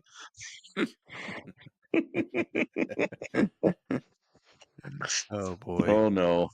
I've joined Jordan on this heretical quest to sound like Leman Russ. Oh boy. I think if Leman Russ had a model, his personality really, like what Mark has put down in the notes here, I think is perfect for how to display a model. If you look at Reboot Gilliman was in stasis, right? So he like didn't age really. The lion did age because he wasn't really in stasis, right? Because Leman Russ has been in the warp for whoever knows like how long, like almost 10,000 years. And he was a broken figure who had resentment and bitterness in his heart, like when he went in there. I think you're gonna see not like a true werewolf like kind of idea that like Mark had said. I think you'll see a Primarch that is almost gaunt in feature. Like he'd have like sunken in cheeks, a like furrowed brow, always scowling, all his teeth always bared, and you would just see like this unrelenting bitterness and like us, like you know how the lion's walking and like kind of like out like has like his sword and everything, like he's about to get ready to like go into a duel. I think it would be Leman Russ like leading with his head and like his like sword behind him, like ready to like strike kind of thing, but like just walking forward. And it's like, I think that's what it would be a really cool idea of like what he would look like, because it actually embodies his I personality. like that idea. I'm going to add to it and keep the gaunts, like furrowed, older appearance. Make him look grizzled, like pseudo werewolf, like maybe if you wanted to give him a more humanoid appearance, but also maybe like give him like that Odin quality. We've been like this entire like these past couple of episodes on Russ and the Space Wolves, like this is very much obviously riffing off of like Norse mythology and Norse sagas. Sort of Viking. Viking, Yeah. yeah. So it's just like this very much.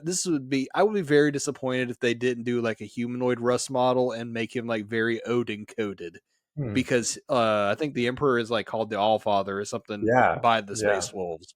So it would just make too much sense. I don't hate that idea. Almost an apotheosis. Like I do get a sort of like vibes similar to how with Leman Russ it sort of rhymes with what is going the dynamic with the Emperor. Like he's not is he dead or is he not really dead? He's kind of dead, but no one really knows. But they're just as like this mystery surrounding him, and there's sort of like similar vibes going on with Leman Russ. And I almost agree with that. Like he kind of comes back. He would have to come back very mythical for sure, more mythical than a typical Primarch. You could either do that in like a werewolf, or you could, like you were saying, like an Odin coded, as you said. Odin-fied. I love it. Also, I'm just looking through some of the new Space Wolf models on the Adepticon preview. Yeah, this is dangerous for me. Oh no! This is so dangerous. I love all of these models. These are sick looking. I'm glad I'm not looking at them right now because I'll be very tempted. I'll be extremely tempted. Yeah, but like this is the whole, like, how like we were talking about like the color scheme of like the Space Wolves. It's changed again. It went from like this weird baby blue back in like the early 2000s to like kind of a grayish blue to now it's like but it had like light areas of gray and like going into like some baby blue like in other portions, and now it's like this weird dark kind of blue. Yeah, it's an odd color. Yeah. So yeah, it's just it, but yeah, like they do look really cool. Like the Wolf Guard head takers, really cool kind of like Blade Guard style unit. Looks really neat. And they have a whole bunch of like Blood Claws and Grey Hunters, and they also, like we were talking about before, with Rune Priests, they have Wolf Priests as well. These are the chaplain style models.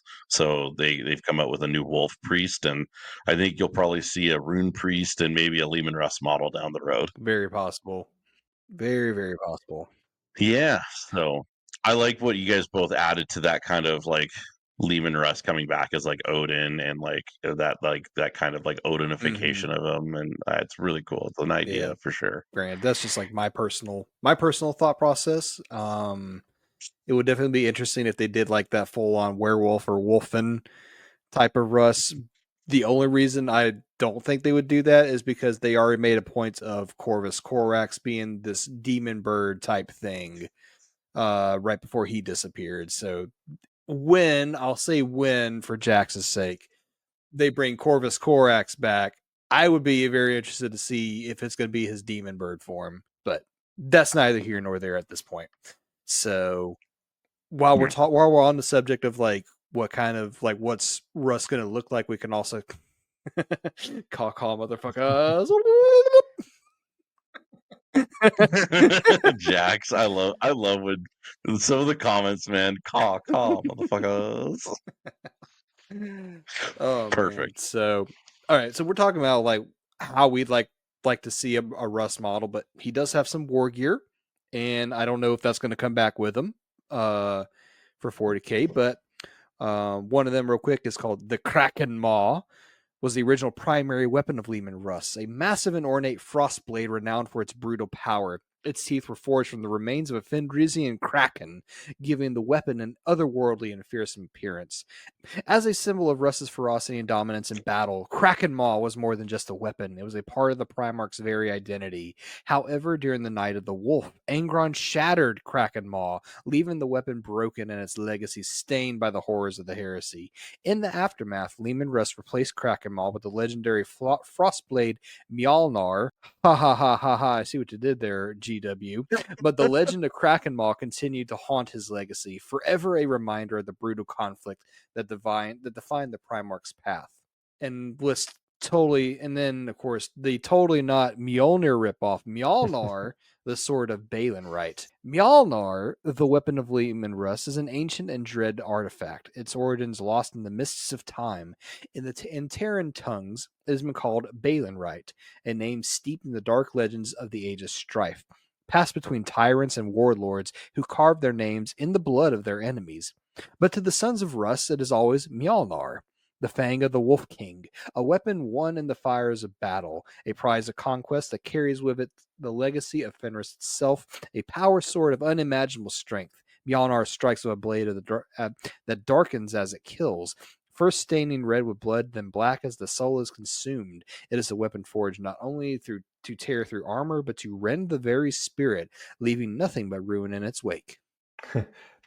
I mean, I do appreciate that GW pulls from like real world culture, but this is just a little on the nose. Subtlety wasn't always their strong suit. Obviously, like Thor's hammer is called Mjolnir. Very, very big thing in Norse mythology. So the Mjolnir versus Mjolnir. Yeah, basically, yeah. Yeah. Oh man. I never pictured Russ as a sword guy though. That was kind of like that always like for me all the Primarchs had like specialty weapons, right? Like Vulcan had his hammer, and like Sanguinius had his spear and his sword, and like they all kind of had specialty weapons. I always thought that Russ should have had like a great axe. It's funny you mentioned that, Like because personally. the Russ model that I have, he's dual wielding. I think it's like Frostfang and a great axe. But don't tell GW this, but that's a third party model. You bad boy. I don't disagree with you there. I think an axe is almost more suiting, but yeah, here we are. And on that note, we'll talk about his combat abilities. Leman Russ is undeniably one of the best fighters among the Primarchs, a title earned through his unparalleled martial prowess, instinctive battle leadership, and brutal effectiveness of his combat style.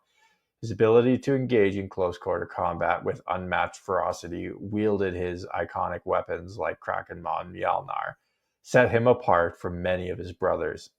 Russ's skills were not just about strength, but also about a deep understanding of war, honed from his time on Fenris, where survival itself required brutal ingenuity and constant confrontation within the wild. His battle tactics reflected his wild and untamed nature, swift, overwhelming, and relentless, allowing the Space Wolves to dominate the field. Beyond his combat abilities, Russ's leadership in battle was second to none. He fought alongside his brothers and his legion with an unyielding loyalty, inspiring the Space Wolves to fight with the same untamable spirit that defined their Primarch. His prowess in personal combat was evidenced during key battles, such as the Siege of Terra, where he fought against his traitorous brothers with sheer might and determination. Even when faced with impossible odds, Russ never backed down from a fight, and his reputation as a warrior who could take on any foe, from the traitorous Horus to the monstrous creatures of Fenris, solidified his place among the greatest fighters of the Imperium's history. His strength, courage, and relentless fighting spirit ensured his legacy as one of the greatest warriors ever to walk the galaxy. Leman Russ fought several of his fellow Primarchs during the Great Crusade and the Horus Heresy, with some of the most notable encounters occurring during the betrayal of Horus and the civil war that followed. Here are the key Primarchs he fought, starting with... Before we do that, Jax is on fire with the comments in regards to the sword thing. Lion, you have my sword. Sanguinius and my spear. Corvus and my claws. Leman and my axe. It's, if only that were canon. Unfortunately, it's not. So get out of here, Jax. Sadly It's canon not in canon. our. It's canon in our. Oh hearts. man. Leman Russ, #1 in your hearts. So Leman Russ's favored fights of other Primarchs go with the Lion. A particularly personal confrontation occurred between Russ and the Lion, the Primarch of the Dark Angels. Their relationship was fraught with tension, and their clash during the Great Crusade reflected this animosity. The two Primarchs disagreed deeply over strategy, honor, and leadership, often exchanging sharp words, which eventually culminated in a violent confrontation. While neither side emerged victorious in their brief but intense fight, it solidified the strained relationship between the two. Neither side emerged victorious in their brief but intense fight. Dude, it was like 3 days of them I fighting. guess in the scale of like Warhammer 40K, Yeah, it's like yeah, pretty, scale of pretty the low. But universe. yeah, that is a long fight, a For long single I mean, continuous battle to go for well, I mean, I'm 72 sure for a hours. Primarch, 3 days, Yeah. 3 days of straight fighting is Yeah, nothing. that's true. Horus Lupercal, the War Master and leader of the Traitor Legions. Horus was perhaps Russ's most significant adversary during the Horus Heresy. Russ and his Space Wolves fought against Horus's forces during the Siege of Terra, though their direct confrontation was complicated by Russ's loyalty to the Emperor and the ultimate outcome of the heresy. Did he actually fight Horus? Earlier in the heresy, he actually did get a chance to fight Horus, but obviously, yeah, but right. I remember that book but now. Horus was too juiced up on warp magic, and then Russ was kind of hesitant. Was like, it says he was kind of hesitant to kill his own brother, although like, okay, why was Magnus different? But that's a whole other thing. So, oh, a liar says he stabs him with the spear of the Emperor. So going back to that whole Odin thing, because Odin, one of Odin's big weapons was a giant spear. So, but yeah, that was so he did actually fight Horus, but he was conflicted about killing him or not. So obvious, and so it just kind of led to kind of like a stalemate of sorts. But now he did also fight. I want to say this for my buddy Tosi's sake. The other greatest fighter of the Emperor's children, Angron. During the Night of the Wolf, Russ faced Angron, the brutal leader of the World Eaters. The two Primarchs fought in a fierce battle that led to the breaking of Russ's weapon, Kraken Maw, by Angron. Their clash was one of the most brutal encounters between two Primarchs, showcasing the savage nature of both warriors. And that was kind of Russ wasn't necessarily trying to kill Angron. He was trying to be put to heel because of how brutal the World Eaters were. But Angron was just like, fuck this, I want to die. So that also led to like a major stalemate because like Angron had, if you ask each side, they'll each say they won. But as far as the official lore goes, if I remember correctly, Angron won 1-on-1 against Russ. But in doing so, he was surrounded by other Space Wolves who were ready to basically shoot to kill if Russ had fallen. So semantics. There's not very many Primarchs that can best Angron. No, Let's be real here. I love Russ, but I will say Angron is probably the better fighter, the best fighter out of all of them, just because of his upbringing, because of the butcher's nails, and because he don't give a fuck. He's okay getting stabbed if it means he gets to stab you. Exactly. So, and then Magnus the Rad. While not as direct as the others, Leman Russ was part of the force that attacked Magnus and the Thousand Sons on Prospero. The Wolves led the assault as part of the Emperor's directive to stop Magnus's dangerous use of psychic powers. Russ and his legion were key participants in the destruction of the Thousand Sons' homeworld, with Russ harboring a deep animosity towards Magnus for his perceived betrayal. To kind of elaborate on that, like, the whole order that Horus kind of swapped to make it look like, oh, the Emperor wants Magnus dead. Russ would have been the perfect one anyways because they never got along well to begin with. So it wasn't that much of a stretch for Russ to say like, "Oh, kill him." Okay. But to be fair, he did try to make contact with Magnus first during the assault on Prospero, just to see what the heck was up. And Magnus was the one that said, "No, I'm too busy repenting. Stop." And so that was what led to the whole thing. So Russ did try to reach out and parlay with him first. Just saying. Fair.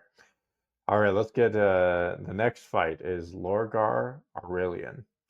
While Russ didn't directly duel Lorgar, he was one of the Primarchs actively hunting down and punishing the traitors during the heresy. His role in fighting Lorgar's forces was part of his larger commitment to the Emperor's cause, though his personal interactions with Lorgar are less detailed than with Horus or Angron. So, in conclusion, these confrontations highlight Leman Russ's role as a fierce and unyielding force during the heresy, where he engaged some of the most powerful and treacherous of his brothers. Yeah, so he wasn't playing around. Yeah. Yeah. Being a loyal dog of the Emperor, as the traders would say. I want to give us some time for call-ins because we're like just over 2 hours now, so we can kind of breeze through this next part with the legacy of the Wolf King. But I do want to kind of highlight. We were talking about shamanism before earlier in the episode, so I will talk about this part. Russ's legacy also gave rise to the Wolf Priests, part healers, part spiritual guides. These warriors act as a combination of priests, shamans, and battlefield medics, ensuring the Space Wolves retain their warrior identity even in times of peace. This mix of warrior spirituality and brutal combat effectiveness was a legacy of Russ's understanding that a warrior's spirit is as vital as their body. So that was the whole shamanism thing that we were talking about. And I know Jordan Brody, there's a couple of things. So if y'all wanted to bring those up as well, we can, or we can just go ahead and skip straight to the call-ins. Well, we can do a few more notes, but yeah. Yeah, go for it. Go for it. All right, so let's go the Codex Astartes and the Space Wolves rejection. After the Horus Heresy, the Codex Astartes, created by Reboot Guilliman, was meant to regulate the structure and organization of the Astartes.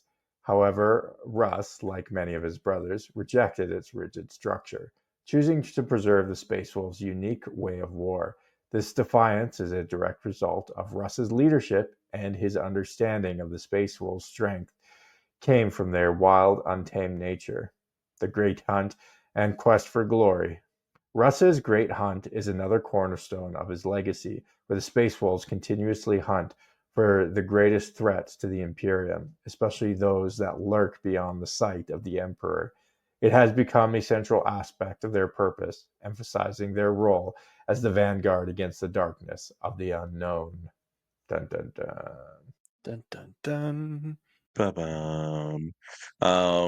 Super sweet. I actually love the idea of the Great Hunt, and like they always just like are lurking. They're always looking for the stuff that the Emperor can't see. I do like that. It's quite a cool concept. Defending the Imperium. Russ's legacy also lies in the Space Wolves' unwavering commitment to the Imperium. Despite their occasional rebellion or defiance, the Space Wolves have always been there to answer the call to battle, especially in times of dire need, such as during the Siege of Terra. They are among the most loyal of the Emperor's legions, even though they frequently work outside of the typical Imperial structure. Their loyalty, despite their methods, continues to solidify their place in the Imperium's defense. The disappearance of Leman Russ. The mystery of Leman Russ' disappearance is another part of his legacy. He vanished during the final days of the Great Crusade, leaving behind only cryptic messages. This has created a sense of duty among Space Wolves to continue the search for their lost Primarch, fostering a sense of unity and devotion to Russ's memory. This search, known as the Quest for Russ, remains the most important part of their ongoing narrative, symbolizing both hope and uncertainty. I think there was just a typo on that one. He vanished during the final days of the Scouring, not the Great Crusade. Yeah. Yeah.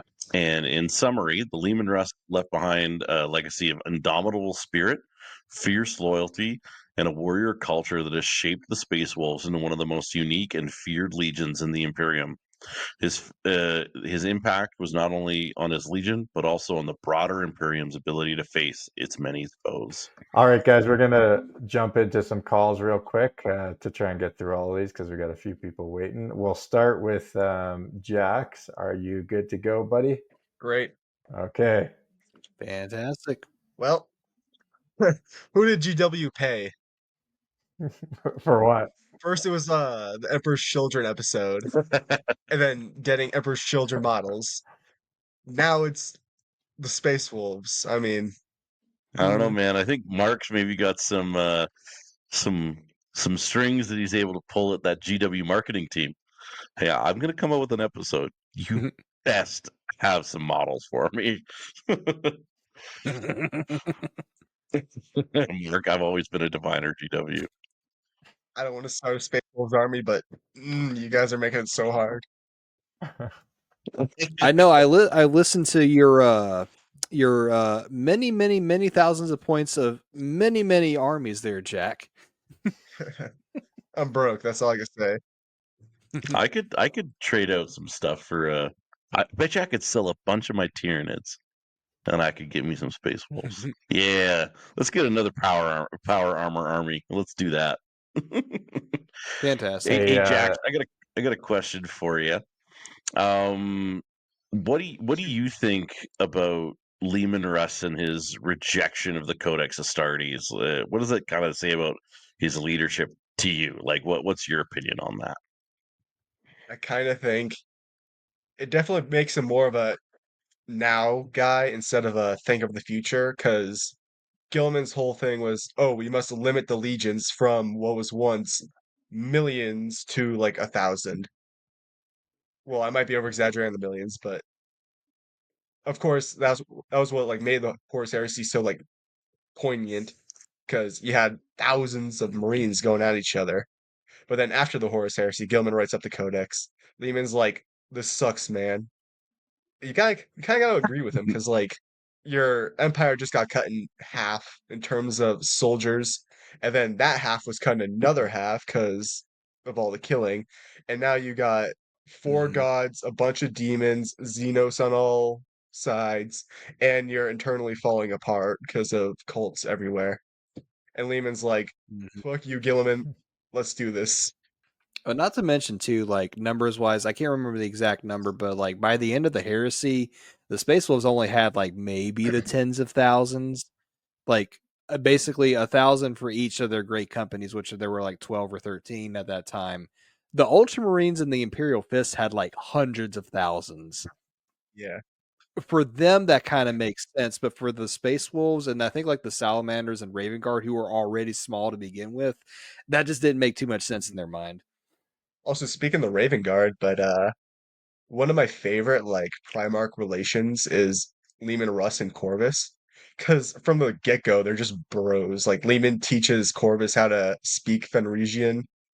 They work together. And then at the very end, the line was all riding up on Corvus for like, oh, your legion all died. You use like demon marines. Or actually, no, he didn't know that part. I lied. But Lion was giving Corvus a hard time, and then Russ actually stood in for Corvus, because prior to that, Corvus saved his life. But like, it's such like a cool, like, complex relationship between like Primarchs, which we never really get. Yeah. Mm-hmm. It was funny when you said the other thing where you're like, hey man, this sucks. All I could think of was like Leman Russ being like a surfer bro and being like, man, Gilliman, you're harshing my mellow, bro. Ride the Stop it. Fenrisian waves, bro. That's all I could think of. But that's not how Leman Russ sounds. He sounds like this, like a nice Yeah. Norwegian man. You're really harshing on my mellow there, Prabhute. Just Canadian Leman Russ just walks into Oh, the man. Imperial Palace with like maple syrup and like the Canadian flag. Well, then he would sound like this, hey? He wouldn't really put up with any of that. None of that. I'll Okay. tell you right fucking now. Oh, You're yeah. gonna come into my fucking house and tell me how to raise my fucking legion. I'll tell you what, bud. I'm gonna go have a dart. You better be gone by the time I get back. Yeah, that's That's exactly Canadian. what it'd be Starts like. burning Magnus's homeworld. Like walks up to him and is like, "Hey, Magnus, how's it going, bro? Pleasant day." So is the burning of Prospero just the War of 1812? Ooh. I mean, That'd be kind of sweet. I like the idea. Be kind of sick. Oh man. Oh man. Jax, did you have any other questions or comments about this episode? uh, I mean, I guess one question is like thoughts on like Leman Russ returning to like the actual setting. Like I know what like we talked about what it would look like and like his weapons and like maybe what he would somewhat do. But like what are your guys' like actual thoughts on like here's another loyalist Primarch coming back? I mean, I feel like they set it up for him to come back. They set up the mystery, like they bait you into wanting him to come. Oh, what happened to Leman Russ? So like obvious. I don't know. It seems like it's an obvious pathway to go, but maybe I'm wrong. I like to think the Emperor just like chucked his femur bone into the warp and Leman Russ just dashed after it. Best boy. I think they opened up the floodgates when they brought back Gilliman, but I like the way that Jordan kind of mentioned is like when it comes to Russ, everything lines up to him eventually coming back. Like the whole Wolf time, legally distinct Ragnarok and all that stuff. We got the galaxy torn in half by the Cicatrix Maledictum, so what better time for Russ to come back? So Legally distinct. Correct. All right, and So call that okay. last question for Jax, and Ersatz brought this up. Jax's nose plaster is getting more and more impressive. so Surgery does that to you. Oh, you got surgery. Sorry to hear that, brother. Are you okay? Oh, good feeling. Hey, yeah, I'm getting better. All right, sweet. Good to hear, buddy. All right, well, I think we'll move on. See you later. Bye. take care. Okay. I also think that the Next up, Space Wolves are one of the only like legions that would be like, hell yeah, brother. Like I don't know why, but it just seem like those people. Glorious. All right, next up we have Nemo Forever. Are you ready, bud? Hey, people, Heretic here. Oh no. Oh no, eh? Oh, hey, bud. You fuck a boot, you find out. I love it. Excuse me. We're not even Canadian anymore. We're American. We are the 51st state. So Hey, you give me that constitutional open carry, and I'll be a very happy man. me too. Yeah. Oh boy. Yeah. So, what did you think about man. the episode? Any thoughts, concerns you had? You have clever Primarchs, such as the Alpha Legion, who have to pretend to not be Primarchs to get their shit done. And then you have unimpressive Primarchs, like the Space Furries, where they have to pretend that they are Primarchs. Because I personally believe that if you were to take Leman Russ and replace him with any Wolf Legionnaire, you would not be able to tell the difference between the original article and a regular ass Astartes in terms of behavior. You could not tell the difference. In terms of just behavior, maybe. Yeah, you could take Leman Russ and replace him with any of his legionaries. You could not tell the difference. Wow, that's a strong opinion there. And then everyone has to don't know that I agree, though. Well, I don't have strong opinions for you to agree with me. I have them telling me that I'm wrong, so we can have a nice, fun conversation. I don't know, man. I don't know. What do you guys think? Do you think his personality is he's just interchangeable with basically any other Primarch? Any other Primarch or any other Space Wolf? Oh, sorry, Space Wolf. Okay, that's what I thought. Well, I mean, okay, he's their Primarch, he's their gene sires, so a lot of what their behavior comes from probably came from him. So in a way that makes sense. Like, I'm saying the Alpha Legion does it on purpose. To Nemo's point, they did just replace him with the Space Wolf named Bjorn. But is Bjorn like a Primarch, like, friggin' 12 feet tall? Like, yeah. So there's some differences. Like, there's a difference, but like they did just be like, Yo, Bjorn, you the next best thing, big boy. And he's like, you know what? You're right. I am the next best thing. I'm gonna be the All next right, Great Wolf. all right, Nemo. I got a question related to all this. Why did Leman Russ choose to leave the Imperium at the height of the Great Crusade, at the height of the Scouring, not the Great Crusade? And what does his disappearance symbolize in the broader narrative of the Space Wolves and the Imperium? Since we're talking about replacing him with any other legionary. All right, write it down in your calendar, because I'm only going to say it once. This is the one time I agree with the Space Wolves. I'd have left the Imperium at that time too, personally, Primarch or not. There's a couple like high tide and low tide points where it doesn't really matter who you are. I personally believe there's not much of a difference you could have made for the Imperium's path. So if he wanted to gracefully bow out with minimal fuss, it's not a real bad time for it. Because once you reach like a certain scale on the logistics, on the size and impact and movements of legions, of armies, of titans, of the navies, like all of the resources, all of the assets, all of the decision making capability of Imperium, there's particular points in the history where it doesn't really matter what you do, you can't change the path. Like when the heresy reached a certain high tide, no. When the scouring reached a high tide, no. When Goga Van Dyer's nonsense reached its high tide, there was only one way it was going to end. So it's like, it feels like the most inoffensive way GW could have just removed him from the story, and the most you can really reasonably do for it. And don't get me wrong, I'm not against shit talking in an unreasonable way. Even I can't fault it. Fair enough. Yeah, that's pretty solid there. I won't argue that. Fuck. I think I might have gotten an undergraduate's degree in being not wrong. I'll have to. Won't I'll say have I'm to right. look into that. I want a graduate's degree in not being wrong. Here's my certificate. I wrote it in crayon. Did you eat Perfect, your perfectly crayons, valid though? certificate. Let me see here. It says I can do whatever I want. I can read, unlike a certain Imperial Fist Primarch. Love it. Oh man, glorious, glorious.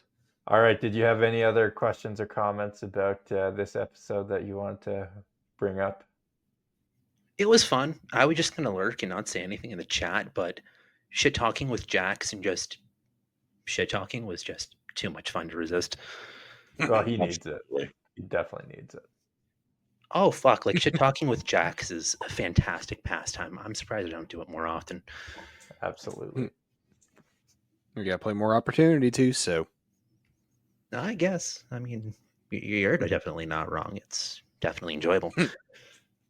I too earned a degree in not being wrong. So All right. Well, thanks for calling in, man. We'll talk to you next time. Pleasure, lads. Have a good evening. have a good one. Yeah. Okay, we'll do one last quick one. We got Liar. He's been waiting ever so patiently. Oh, What a good man Liar is. Now, is it Liar or Welcome. because you have a space between the letters, is it Liar? It's just Liar. Okay. It's fine. What's up, boys? Not much. How are you? Great. I just gotta say, fuck Magnus. Fuck Magnus. You know. Good man, good man. Got a lot of that tonight. Oh, great episode. I love the Space Wolves. They're so fucking. They're like Viking nerds, and it's great. Like fucking. My favorite thing. You didn't really mention it. Like when one of them dies, they have someone who tells all the stories together, and like they go to that person, they tell their story with that person who died to the guy who's going to recite it back, and then like that person has to tell every single story back at the wake thing they do. It's fucking great. It's the Skald thing. So they have a Skald that goes around and finds the stories for every past Space Wolf. Yeah.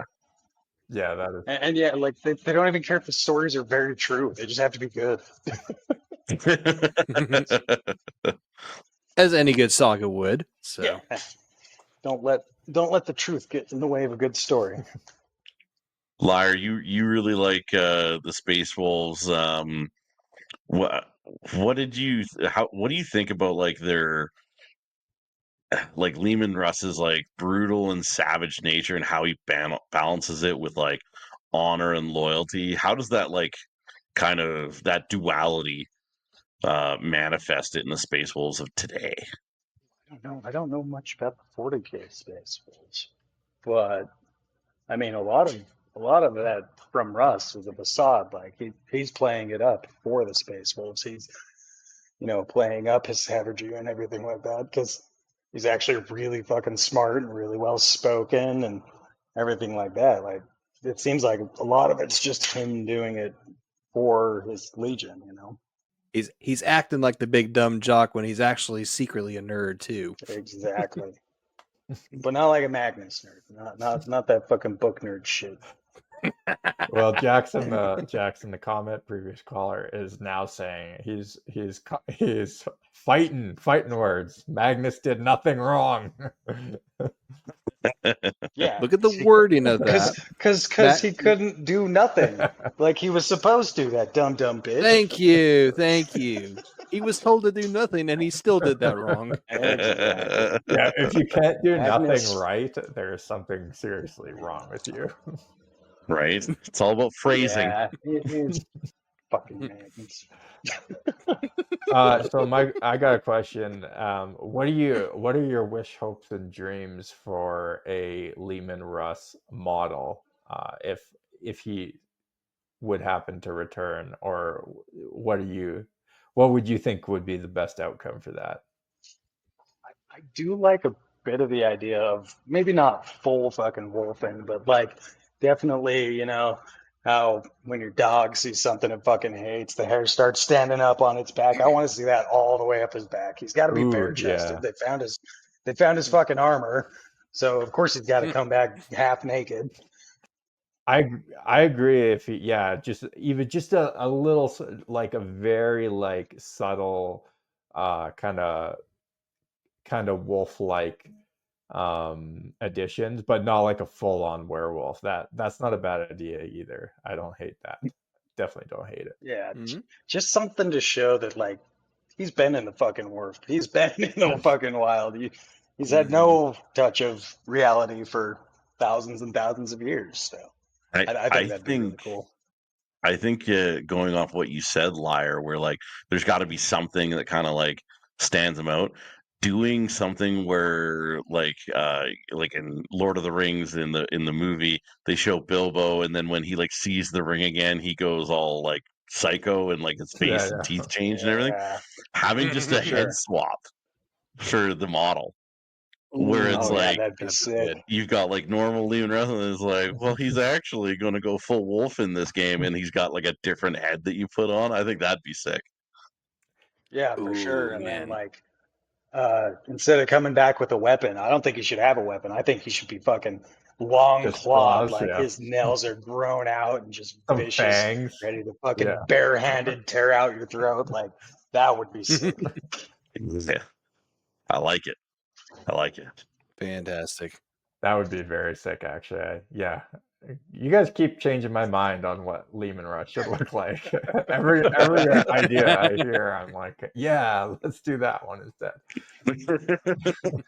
Every idea is a good idea when it comes to this.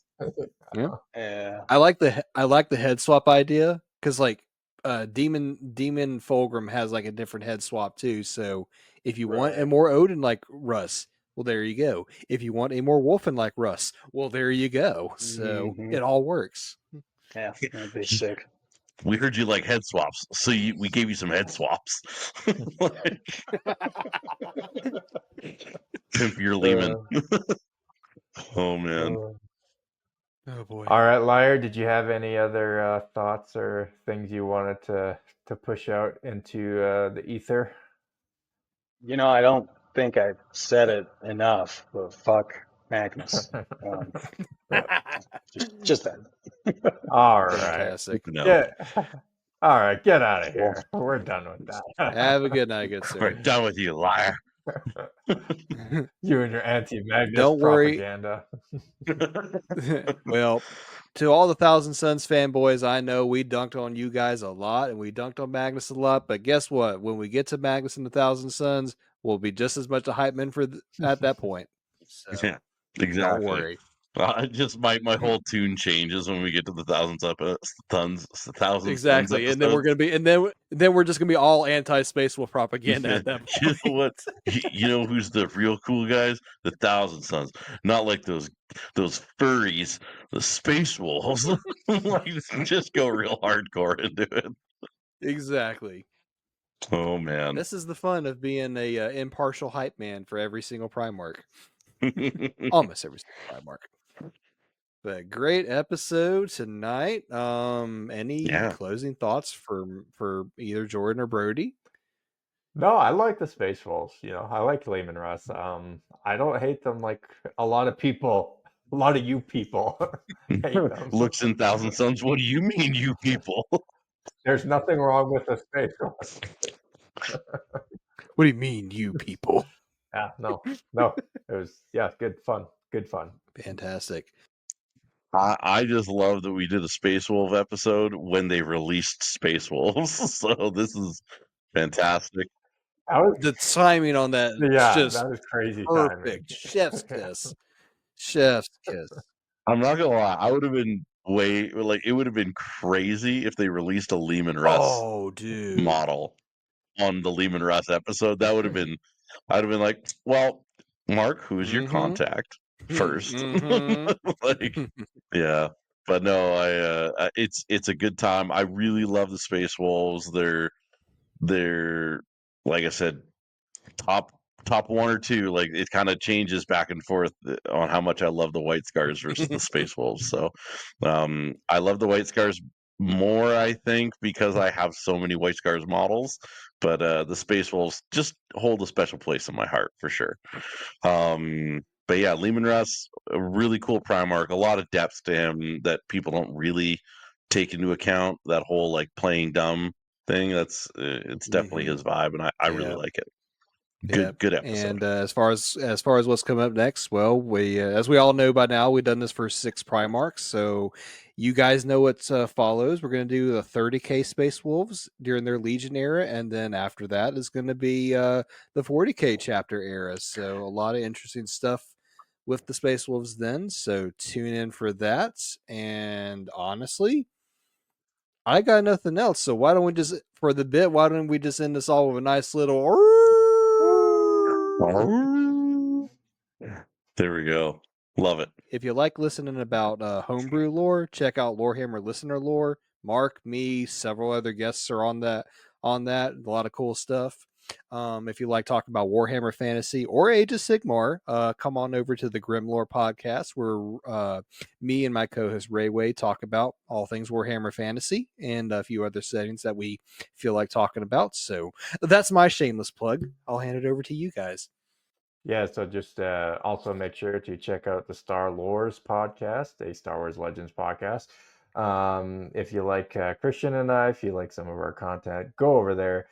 Just Google search us, you'll find it. It's in all the podcast hosts and all the social medias. So Star Lores, that's Star Lores, Lores, not Wars. So don't get it confused. And then for myself, you can go on to Instagram and YouTube and find Hobby Hour in the Green Room. Basically, it's just following me and my adventures during the hobby.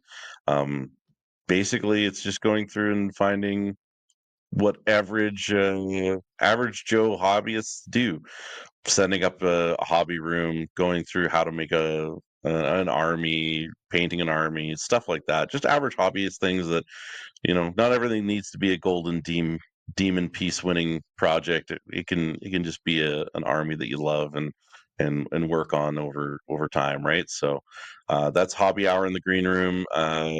That's it currently in production. So I've got a few episodes that I'm currently filming / editing, and we should be going out in the next month or so. So follow for more to come on that one.